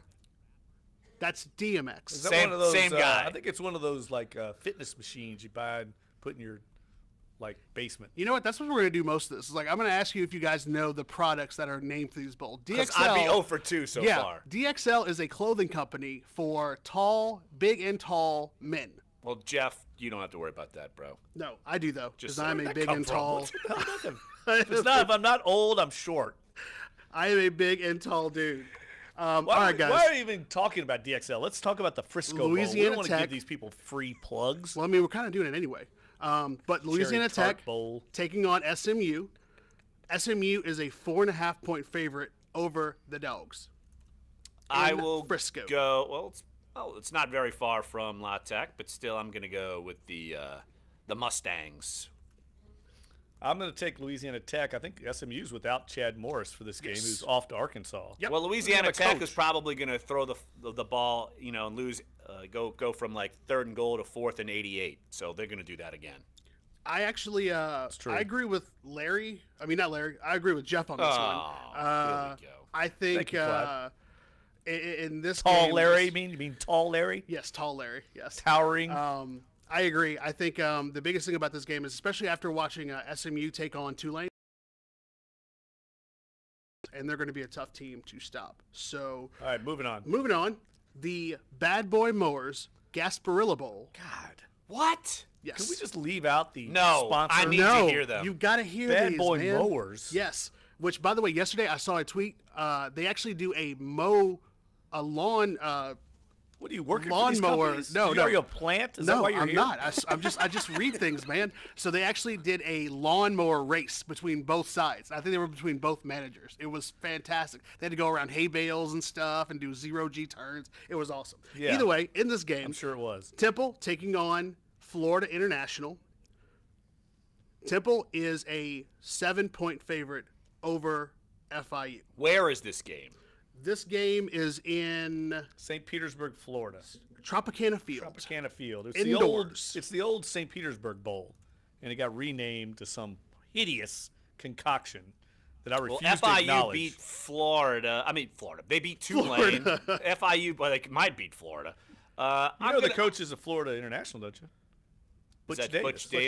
Butch Davis. Yeah. In that case, I'm going Temple. What's the line again? 7. Minus 7 to Temple. I'll take FIU. FIU. I'm going down the tubes here. FIU, because if we remember that game, guys, it was FIU and FAU that pretty much battled for the championship in the CUSA. Yes, Conference USA. Yeah. Move on. Next game, guys. I don't remember that. The only bowl that I think any of us would want to go to, the Bahamas Bowl. UAB, the resurgent UAB after a long layoff after the program was disbanded. What's the product? It's not one anymore. Popeyes doesn't sponsor it. Bolted? Yeah, Popeyes doesn't sponsor it anymore. All right, guys. So Ohio against UAB. Ohio is a 7.5-point favorite. I'll go UAB for no apparent reason. I'll take Ohio. Frank Solich is the coach of Ohio. Yes, he former is. Nebraska coach. Yes, he is. I'm actually going to go with Larry on this one. I'm going to go with UAB. Yeah, I bet you are. All right, guys. The next game is the famous Idaho Potato Bowl. Heather Cox, who I still believe is the spokesman for that bowl, because I believe she's spokesperson from Idaho. Central Michigan taking on Wyoming. From Clyde. I know, right? That's what I give it to trivia. You. Obviously, Central Michigan taking on Wyoming. Wyoming is only a 3-point favorite in this game. The Josh Allen Bowl. Over the Chippewas. I'm going Josh Allen and Wyoming. I'll take Central Michigan. Why? Just because I think they're a better team. Well, Josh Allen has a big question mark next to him on my odds sheet, so maybe that's not a good pick. By the way, did you see the huge spread? They apparently huge spread on him in the Wyoming paper about is he like the one or is he legit or something, and people were just way to put all the pressure on this guy before he ends up going to the draft. But we move on. What are they supposed to do? Yeah, well, they're not supposed to cover him. Well, I think people saw it as just like low hanging fruit, even though. I mean, typically we talked about him early, so but then people we talk about him late. when you don't cover, and then when you start covering. I know, it's crazy, right? Yeah. It's crazy how that works. All right, guys, the next game, the Birmingham Bowl, Texas Tech taking on South Florida. South Florida is a 2.5-point favorite against the Red Raiders. South Florida. Pew, pew. I've seen them in person, and they could be dangerous. Yeah, South Florida. I'm with you, South Florida. Going to make that 3 for 3. I'm also going to go with South Florida. Not going with cover boy Cliff Kingsbury? Absolutely not. I've seen him in too many bowls. One-time Saints quarterback, Cliff Kingsbury. Cliff Kingsbury was a backup. See, I know my history. Yes. Boom. If you know your history. He was good buddies with Glenn Pakalak, the punter. I think they still are. See, and they say that you guys don't know what you guys are talking about. This is amazing. No, just me. They know. They say Jeff does. Who's they? I don't. All right, guys. The next game is the Lockheed Martin Armed Forces Bowl. San Diego State taking on Army. And in that game, Army is laying 6.5 points. San Diego State is the favorite. I will go San Diego State. Me too. Easy enough. I like it. No love for Army in that one, but that's cool. Although they did have some awesome helmets and uniforms in the Army-Navy game this year. Did you see those? Yes. White helmets with the cross swords. Those were. Would highly recommend going and seeing and looking for the videos that they talk about how they come up with the ideas for how they do the jerseys for both teams leading up to the game. It's really, really cool stuff. All right, guys, the next one, the cheapest bowl, clearly, the Dollar General Bowl. The Dollar General Bowl. App State. My mother-in-law is going to love this bowl game. Taking on Toledo. She loves Dollar General. Actually, she loves the Dollar Tree better. You know where this game is based at? At a Dollar General in Tennessee. Mobile, Alabama. That's just close. It's at next to a Waffle House. Gotta be played. It's at Lad Peoples, right? Yeah, right? Lad Peoples Stadium, right? Yes, it is. Lad Peoples in Mobile. All right, guys. So Toledo is a big favorite in this game. 7.5 points over the Mountaineers. Appalachian State. They beat Michigan once, so why not? I'm going with App State. I think they're going to win the game straight up. That's fair. All right, guys. The next bowl Clyde after this. makes no pick. I make no pick. Yeah, Appalachian that's State. how he's winning sometimes. It's also true. Last game. Distorts the line, and then he doesn't make a pick. Last game, we got to take a break. Last game, we're going to lovely, lovely Hawaii, Honolulu. Fresno State taking on Houston. Houston is a 2.5-point favorite over the Bulldogs. I will go Fresno here. Bring on Fresno. Yeah, the biggest thing about this game is obviously not necessarily the fall of Houston, but Fresno State under head coach Jeff Tedford winning, being players in the Mountain West, and obviously playing Boise State for the title. But I'm going with Fresno State on this one too, and those are all the bowl games through Christmas, and then we'll pick it back up starting Tuesday. The first game on the docket for that day is the Heart of Dallas Bowl. By the way, I cannot go against Tyler Davison's alma mater. Oh, no, can't. Got to go with Tyler Davison's. Maybe David Carr. Remember him? Yes. He was number 1 overall pick from Fresno. David Carr. But I think Tyler Davison's having a better career than David Carr. Well, David Carr has fantastic hair. He had to get a haircut. He still has once. wonderful hair. He had to get a haircut once when I covered him way back when. Is that true? For the Texans, yeah. It was a big story that he got a haircut. Just like me whenever I get it. Sort of a heartthrob, I think. Yeah, just like me. So why don't we take a break right here on the show. When we get back, we'll debate Reggie Bush. Freshly retired Reggie Bush. Jeff thinks he's just a hack. I think he's the greatest thing to ever happen to America. So we'll debate Reggie Bush and his legacy here in New Orleans. So come on back. Sports1280, NOLA.com, and the iHeartRadio app. We're Duncan Older.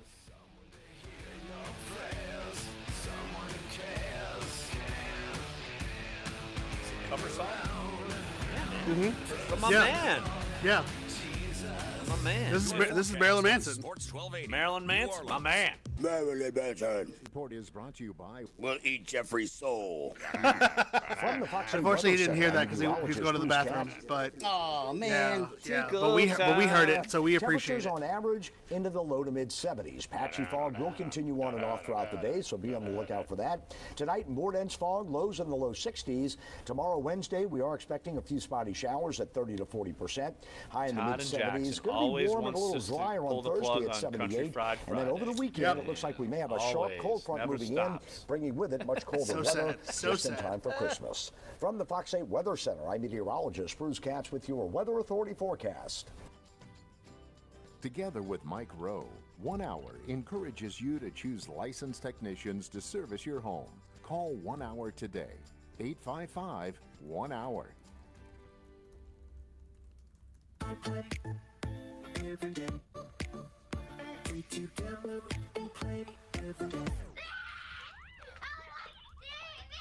At this point, I kind of want to smash the TV, but instead I went to iPlay. All right, so we're gonna have to take another break fairly soon when we come back because we got full inventory of commercial spots. That's fine. Nothing like a good mystery to take me away, but I don't have time for a movie or a novel. So instead, I'm into the latest iPlay games in the Mystery Case Files adventures. Come again? How long should we do this Agatha segment? Christie murder mystery games.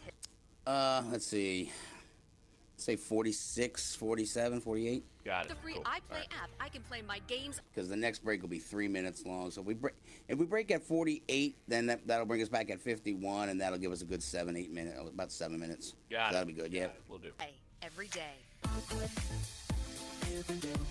Apparently, the Fighting Lane Kiffins have finalized a new 10-year women deal. Who've been diagnosed You know with that don't mean ovarian nothing. cancer. Well, of In course it February 2016, Johnson yeah, & but I Johnson mean, baby powder was ordered and I to wonder pay if it's one of those $72 million contracts where it's by like jury to women who died of ovarian buyout's cancer bigger if he after leaves 35 any years sooner of than, using like, the talcum baby powder product. Multiple 2 studies years, show 3 women who years, have how long-term much use money he of has to baby pay powder back, or products the for other talcum university for who has to feminine pay back to hygiene the, can increase the FAU. risk of contracting ovarian cancer. If you or a family member has been diagnosed with ovarian cancer and used Johnson & Johnson or Shower to Shower baby powder prior to the diagnosis, call Talcum Baby Powder Helpline today. 800-457-3280. You may be entitled to substantial compensation. The consultation is free, and you'll pay nothing unless there is a recovery in your favor. If you or a loved one used talcum baby powder-based products before being diagnosed with or died from ovarian cancer, call Talcum Baby Powder Helpline today. 800-457-3280. 800-457-3280. 800-457-3280. The holidays definitely have a knack for sneaking up on us. But if you haven't caught up on your Christmas shopping yet, you're in great company. Check out Walmart's collection of last-minute gifts and get the kids' wish list wrapped up right now. Cool. Nice. To sweeten the deal, if you order by 4 p.m. December 23rd, you'll get free in-store pickup on Christmas Eve on eligible items. So head to your local store or use the Walmart app and get set to rock this Christmas. For many businesses, 30 seconds. You want access to highly qualified candidates fast. And you don't want to sign a long-term contract or pay upfront fees. That's why you need Indeed.com, delivering 6 times more hires than any other job site, according to independent research. Indeed is offering new users a $50 credit to give their first job post premium visibility as a sponsored job. Redeem this offer at Indeed.com/credit. That's Indeed.com/credit. Terms, conditions, and quality standards apply.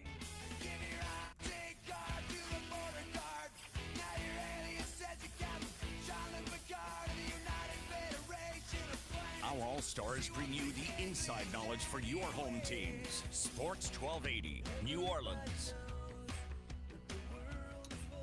Welcome back to Dunc and Holder.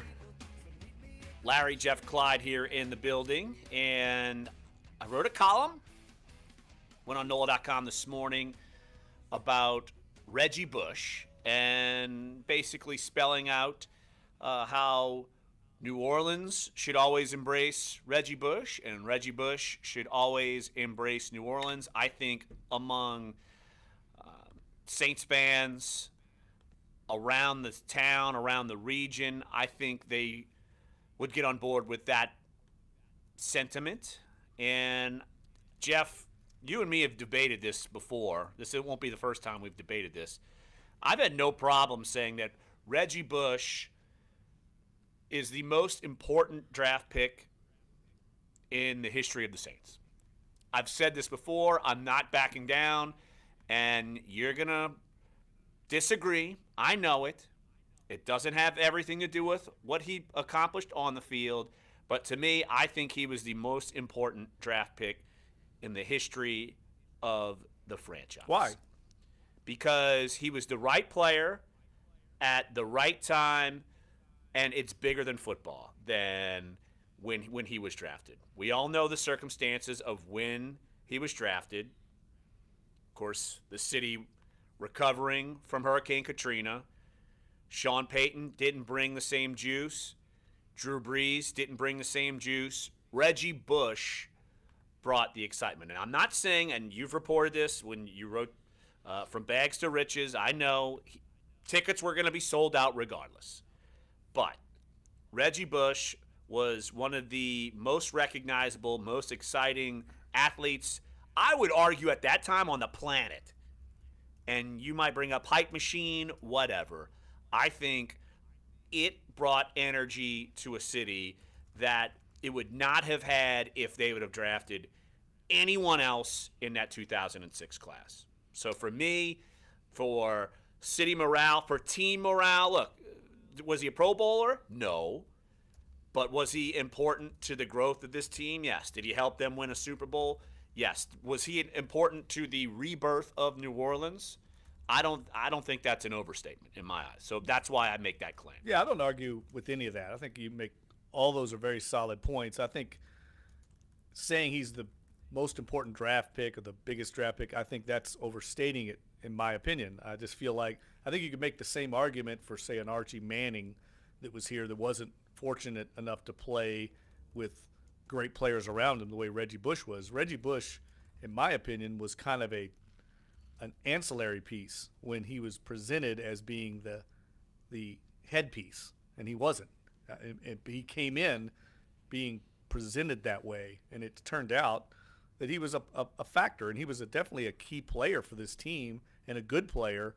But I've just felt like he was – I just distinctly remember a couple things that stand out to me about Reggie Bush. One was our sports editor at the time, Doug Tatum, running a graphic every week in the Times. Look, we were as much a part of the hype as anybody, running a graphic every week. Run, Reggie, run. How many yards did he gain? We were on board. We were on the Reggie train. And there'd be weeks where he gained 30 yards. You know, it just seems silly. This was not Leonard Fournette. You know, this was just a guy that was kind of a role player. And the other thing I remember that might go a little towards my feeling that he's all about style and not substance. And that's the way I always felt about Reggie Bush. It was all about style and flash. He came from Southern California. He came from L.A. He'd wear sunglasses in the locker room. He was that guy. And I distinctly remember the game that they brought back Deuce McAllister. I think it was the Arizona Cardinals playoff game. And he's supposed to be the honorary captain for the team and run out and lead the team out. It's this big emotional moment, leading rusher in the history of the team, beloved figure. And Reggie steals his thunder and runs out ahead of him with a bat. He can't take a back seat to the greatest rusher in the history of the franchise. And that always rankled me. I mean, I didn't like that. I mean, can't you just take a step back and let Deuce McAllister have his moment in the limelight? And to me, Deuce McAllister was the exact opposite of Reggie Bush. He was all substance and not about the flash. So I guess that's where we differ as far as, like, I think the narrative you brought up is right. I think that's what everybody wanted. It fit nicely into that narrative that he was the guy, when actually I think that if they wouldn't have drafted Reggie Bush, they still would have won a bunch of games. They still would have had the great moment where Steve Gleason blocks the punt, and the momentum of that early start would have carried that team through anyway, and everybody would have been on board. But I think it fits a nice narrative. I think the narrative is big enough to go with where I'm going. I understand it. I mean, just because it's bigger than football. I mean, no other draft pick would have been big, would have made that impact. No, there's no doubt. Zero. There's no doubt about that. He was a huge star, but we quickly learned, and I've written about this before. You know, what people don't remember, that first year, it was all about Reggie Bush. It wasn't about Drew Brees. No one really knew Drew Brees was going to be Drew Brees, especially early on. Reggie Bush was the face of the franchise, so in that regard, he filled that role, but it only lasted about a year. And it became Drew Brees' team. And I think I remember distinctly, and I can't remember when it happened, but Reggie Bush was the guy. You know those pregame chants that Drew Brees has become famous for? Reggie Bush was doing that early on. He was the guy. And then somewhere along the way, Drew replaced him. I don't know if it happened during the season or if that was after the 2006 season. But to me, that was a symbolic transfer of the leadership of the team. It became Drew Brees' team from there on. We'll take a break right here, but let me just get one more last word on this. I think Reggie Bush realized as he went along with his career in New Orleans that he wasn't going to be the guy, and I felt like it was a growing up moment for him because he came in coddled. He wanted to be coddled. He wanted to be a star. As it faded, I think it took him a while to understand that himself, and I think by the time he left New Orleans, I think he realized and would appreciate his time in New Orleans, even though he wasn't that guy. Yeah, look, I agree with that. He became a lot better player, and you have to remember that too. Players mature and evolve in their careers. Can't hold them accountable to what they were when they come out when they're 21 years old. But I did have someone in the Saints organization, a very key person that would know, said he was a selfish SOB when he came here. And I would agree with that. Right. But I think when he left, he left a grown-up. Yeah, maybe so. And at that point, a lot of things in his personal life also cleared up too, which also probably helped in more ways than one. Yeah, I would agree. With the Heisman and the getting out of the Kardashian train, I would agree there. One more segment here on the show, so come on back. Sports1280, NOLA.com, and the iHeartRadio app for Dunc and Holder. It was amazing to me looking at the stats. This last year here, he only played like 8 games. Mornings 5 to 8. Got any music lovers on your holiday list? You the perfect gift in less than a minute. Quello concert. Hey, we still got Sam and Gretna. Oh, he's still on. Concerts and music documentaries on a smart TV. All like right. Let him know we're coming back to him, and sorry for making him wait. Sure thing. Yeah. The Who. Called in the middle of the pick We don't segment. care what callers think, Larry. It's all about us. Well, when you call in the middle of the pick segment, what are you going to do? I know, right? Yeah, I know. Give the gift music All right, we're going to take a break really and Biggs want. caller. For many businesses, hiring is tough. You want access to highly Chad qualified agrees with candidates you. My fast, buddy Chad just and you don't want weighed to in and sign a said, long-term contract you, or not pay me. upfront fees. That's why you need Indeed.com, delivering 6 Chad's my new times best more friend. hires than any other job Chad. site, according to independent Chad, our research. horse racing idiot. Indeed is That's what I offering new figured, users a $50 credit. Now to make get me their some first money, job Chad. post premium visibility as a sponsored job. Redeem this offer. I hope he's watching so he can hear that. Credit. That's Yeah, he's on the YouTube feed. Oh, shut up! Really? Conditions and quality standards apply. Shut up! I'm gonna do it again. At the Home Depot, there's no way, free bro. carpet installation means free You're carpet like- installation, and free Oh, no, includes don't- clearing out Clyde, furniture, don't try. ripping Clyde's out gonna old like carpet, bang hauling something. it No, away, I'm gonna do even this. carpeting I'm gonna do stairs this. with It's no the hidden same- fees. he's gonna- it's the same Free thing for you installation as it on is carpet for for Depot. $199 I know, but I bucks or can't more get it up. means free installation. Only at the Home Depot. More saving, more doing. Valid on carpet price $1 or more per Out of square context foot. quote of the Special day. items may be priced separately. I hate y'all so much. In the hands of a kid, a simple toy transforms into something magical. Toys help unlock the silly, goofy, inventive minds of kids. At Toys R Us, we do everything we can to make sure every kid has a toy to play with, because nothing should get in the way of Whoa, play. that was good. So Good if you enough, find yeah. a better Almost, price somewhere almost. else, we'll match it. And when we do, we'll donate an additional $1 to Toys for Tots, up to $1 million, because every kid has a right to play. The price match promised from Toys R Us. Today, we play. Now through December 24th, exclusions apply. See ToysRUs.com for details. Hello there, this is Nat King Cole, wishing you all a happy and a Merry Christmas. The joy of living is in the giving.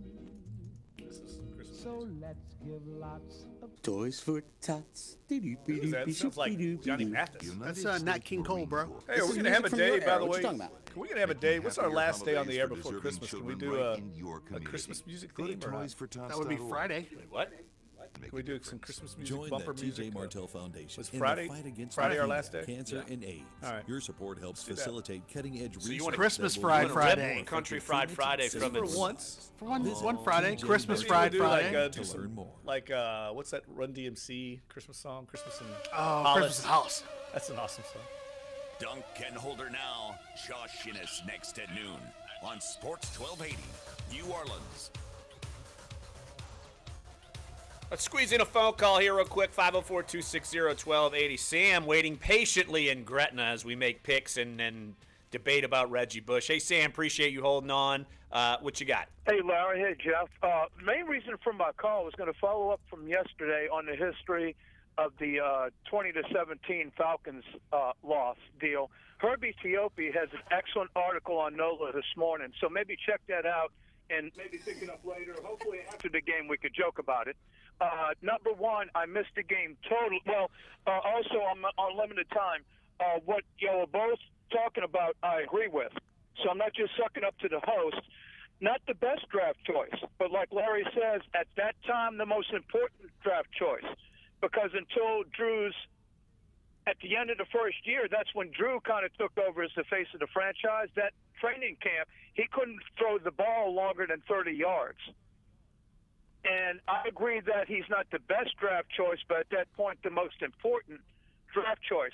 Now, what could have been, imagine him and Deuce stay healthy and stay here. Think about what could have been. Thunder and Lightning Part 2. They're trying to come up with nicknames for Mark and Kamara. You know, guess what? Or our defense, right? Fearsome Foursome. Who was that? That was the Cowboys. Rams. Wasn't it? Oh, the Rams. That's right. The old Deacon Jones. No.